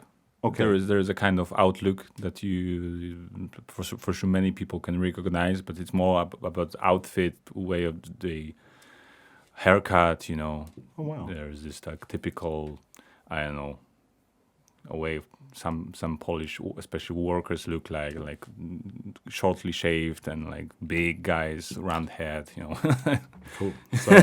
Sorry, Chandra. Please finish your story. Just, but to be honest, not like I don't believe it that you can recognize anyone from Poland like that. But it's just like they have this prejudice and that they're stealing things. They used to steal things in Germany, which is Polish true. People. Yeah, which is true. Many, especially in the 90s, when there was this huge crisis in Poland and in the East, people were going to Germany to steal, But didn't the Germans cause the crisis, or is this? Weren't the Germans? I'm trying to be specific about my history. Didn't the Germans come and occupy Poland, or was this earlier? It was earlier. Yeah. Okay, so they're the reasons why they were poor, then, right? The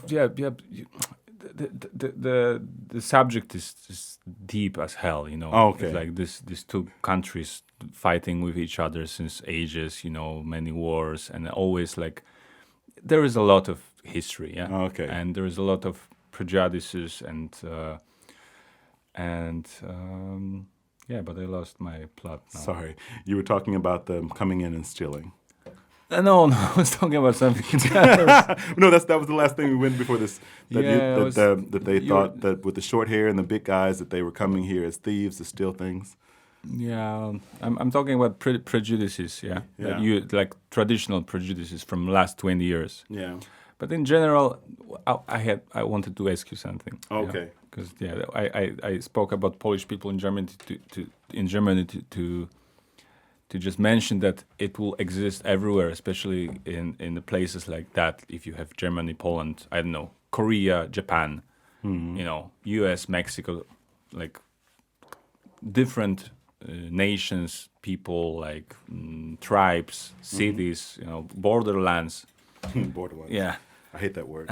It will always be like that. But in the U.S., there is a really huge tension and history and unsolved matter. Yeah. I think to me, I don't want to say that it's just in the U.S. because I mean, like you said, I think it is everywhere. I think the only problem with the U.S. When it comes to those situations is they never said they were sorry to anyone. Like, what the Germans did to the Jewish people, there's so much guilt that they still exhibit today when we're in a generation where they had nothing to do with that atrocity, yet they still feel a tremendous amount of guilt. Yeah. They're paying reparations, they're building museums, they're building statues, they're saying they're sorry in every way that they possibly. Well, they didn't pay any reparation to Poland. Oh, no, I'm talking about Germany. Sorry. I told you I don't know nothing about Poland. I'm just teasing you. Germany, get on it. It doesn't matter. Give them their money. But they were like, oh, but you came here and you stole a lot of stuff. You're fine. No, I'm just joking. But yeah. Yeah, some of them think like that. Yeah. They were stealing because they felt like a victim. So that's what I would think. Yeah. Like, no offense, if you did something to me, although I would say I didn't do it in America. But if you did something to me, like, for example, like especially something that caused me to have financial difficulties and I came into your house, expect that things are going to go missing. Because I'm going to take exactly what I felt like you took from me. But beyond that, but I will say the thing to me, especially about the Germans and the Jews at least, or Jewish people, I'm stop saying Jews. I feel like that's a derogatory word now. But the Jewish people, they're showing that they were sorry.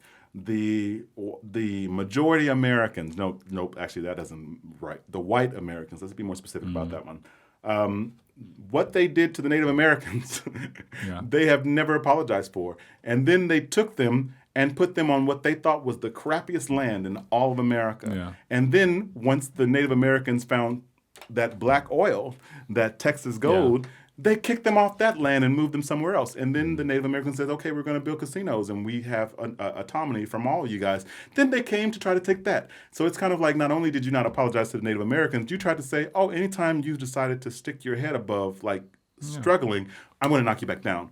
The Mexican people, we talk about things like, if you're raised in Texas, you hear about the Alamo all the time, the Battle of the Alamo. And it's all about how the Mexican people did horrible things to all these people, to all these white, wonderful people. Yeah. That's what the story was to me, or that's what I learned.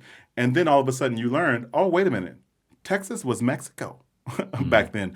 You had this manifest destiny, which is what they call it, which was a dream that God gave you that told you that you were going to own everything from the West Coast to the East Coast. So when you decided to go into Texas, which was Little Mexico at that point, and they said, no, you said, you're treating us so bad, we're going to kill you. And that's what they did. And they still treat them horribly today. Yeah. So now and what people don't tell you about the Mexican culture is America is one of the biggest reasons that that Mexico has a horrible economy. Yeah. We have done everything possible to make sure that peso stays absolutely nothing. But why? Because it's a vacation resort for us. We can go down to Mexico, get on one of those cruises and go to Cancun and whatever and spend $300 in Mexico and buy thousands of dollars worth of luxuries.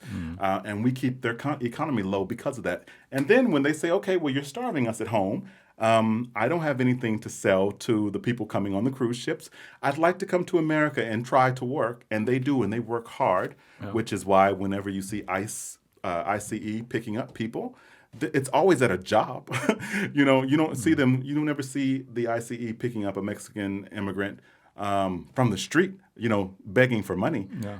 It's always at their job. And more importantly, it's at a job that no one, I'm not going to go clean out poop ditches.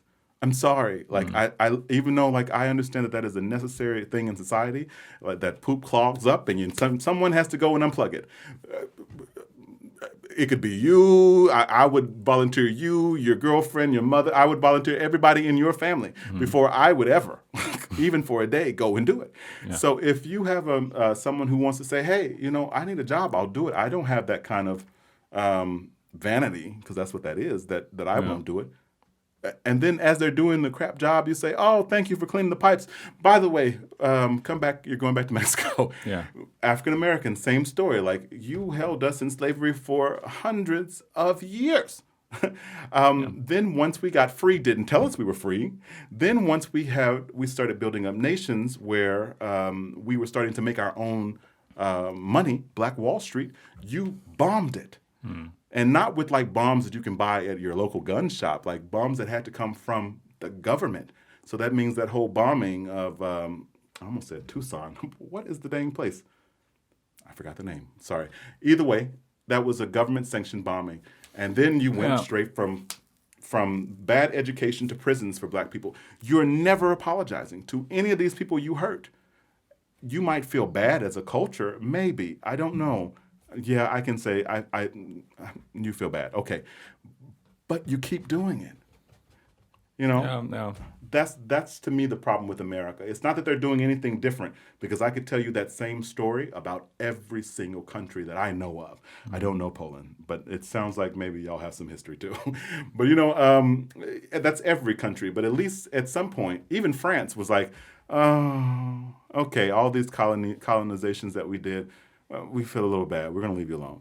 We're still going to take the money from you. But, we're no longer going to try to collapse your entire government. Yeah, I know. But what? Yeah, who should say I'm sorry? Anyone in the wrong. If you can look at any of those situations and say that you're wrong, the way that you could say you're wrong to me is to build an opposite system.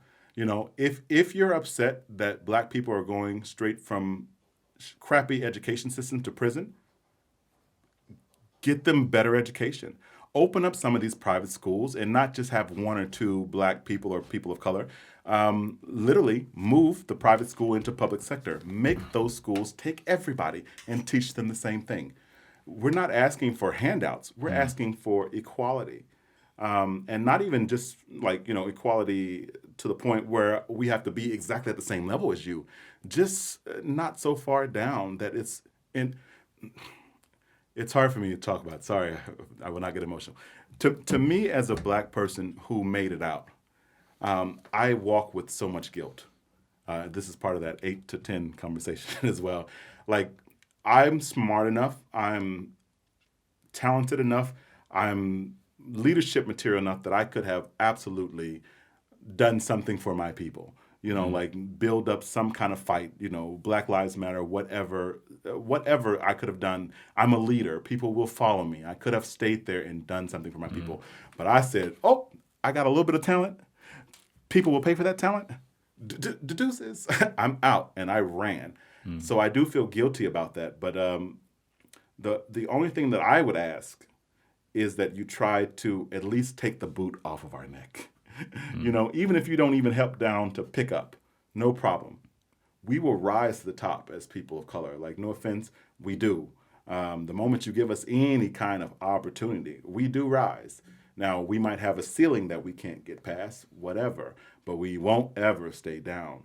But if you're going to keep your foot on our neck, we're going to continue to drown. And then you get angry when we try to bite the foot that's on our neck. What do you mean?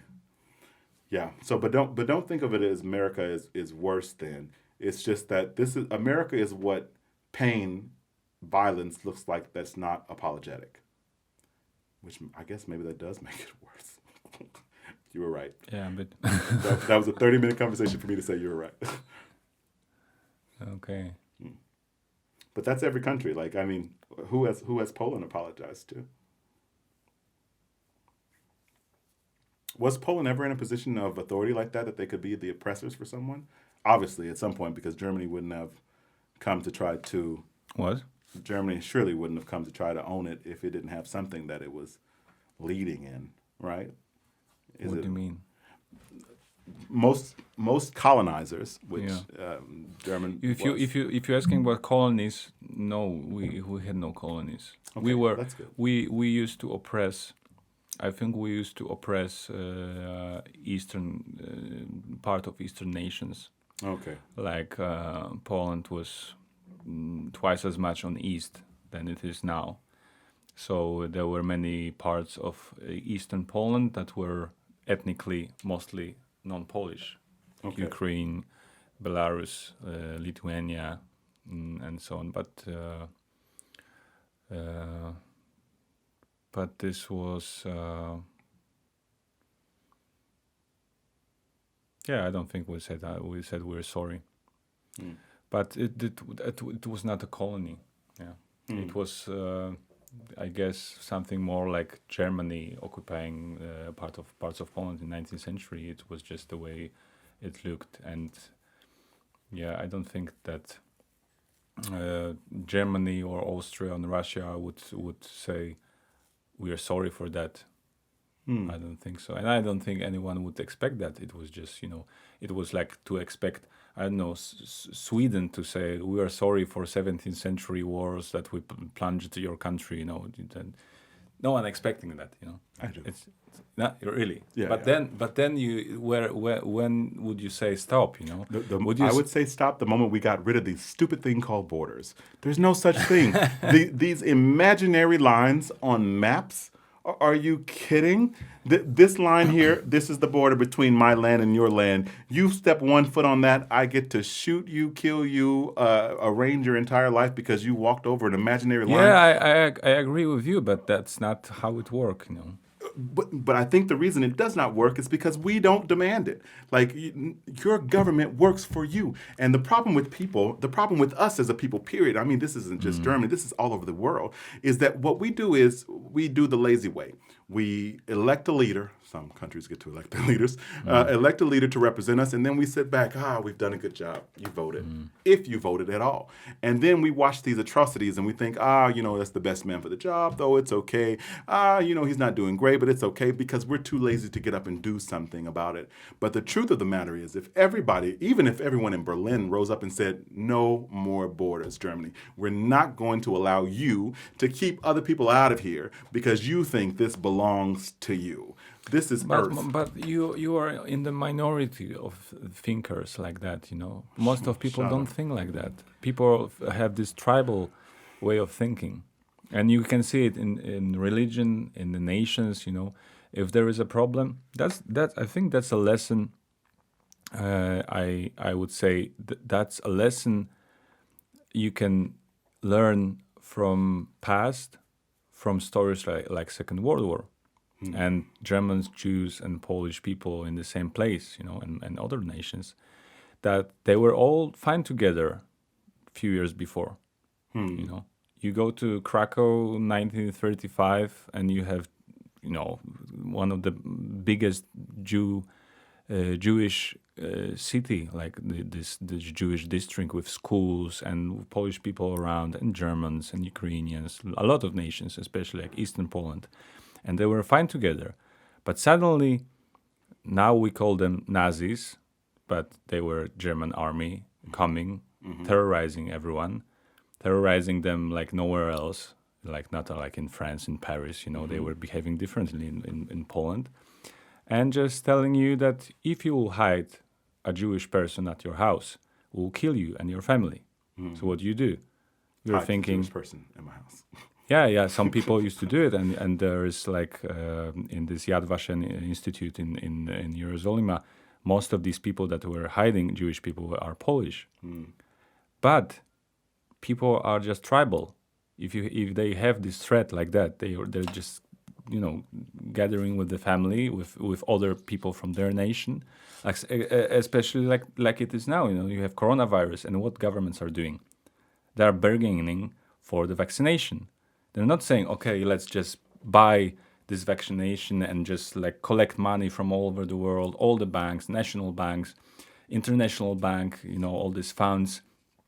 Let's just fucking print money to buy a vaccination for everyone on the world. No, like Germany is like making little bargain with the vaccination company, with Pfizer. Poland is doing the same. Hungary is doing like with Russians, others are dealing with Chinese. Man. Yeah, but I think that's awful. I think it's, and I'll tell you why I think it's silly, and I'll tell you why it won't work. First of all, no offense, the world is so mixed now. Like, no offense, I think they just did a study about the amount of people in Germany now who are Auslanders or outnumbering the natives. I can't remember the exact details of it, but it's dumb.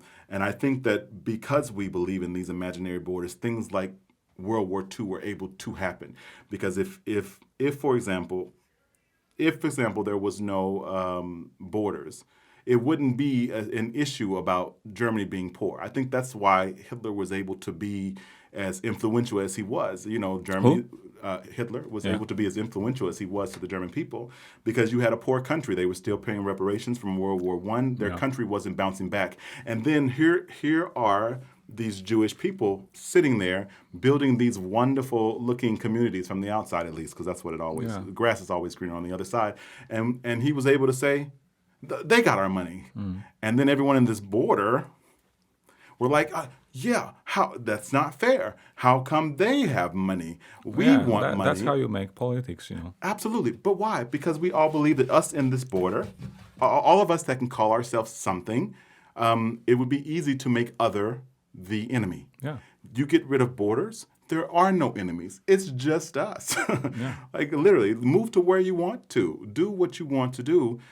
I'm not trying to say get rid of capitalism. I'm not trying to turn into a communist situation here. Do your money thing. I don't care. That means nothing to me. Obviously, I don't have enough to mean anything to me right now. But, call me when I'm a millionaire or a billionaire. Yeah. I don't know. It might be a different conversation. But right now, I don't care about money whatsoever. Keep it, let it go, whatever. But get rid of these things that separate us. And I think that's my goal, if I have a goal in life, period. When I sing, if you don't see something in me that reminds yourself of me, then I have failed. I'm not doing my job. And I do believe that, okay, short story. Sorry, last short story. There's too many of them. I was and of course, Texas.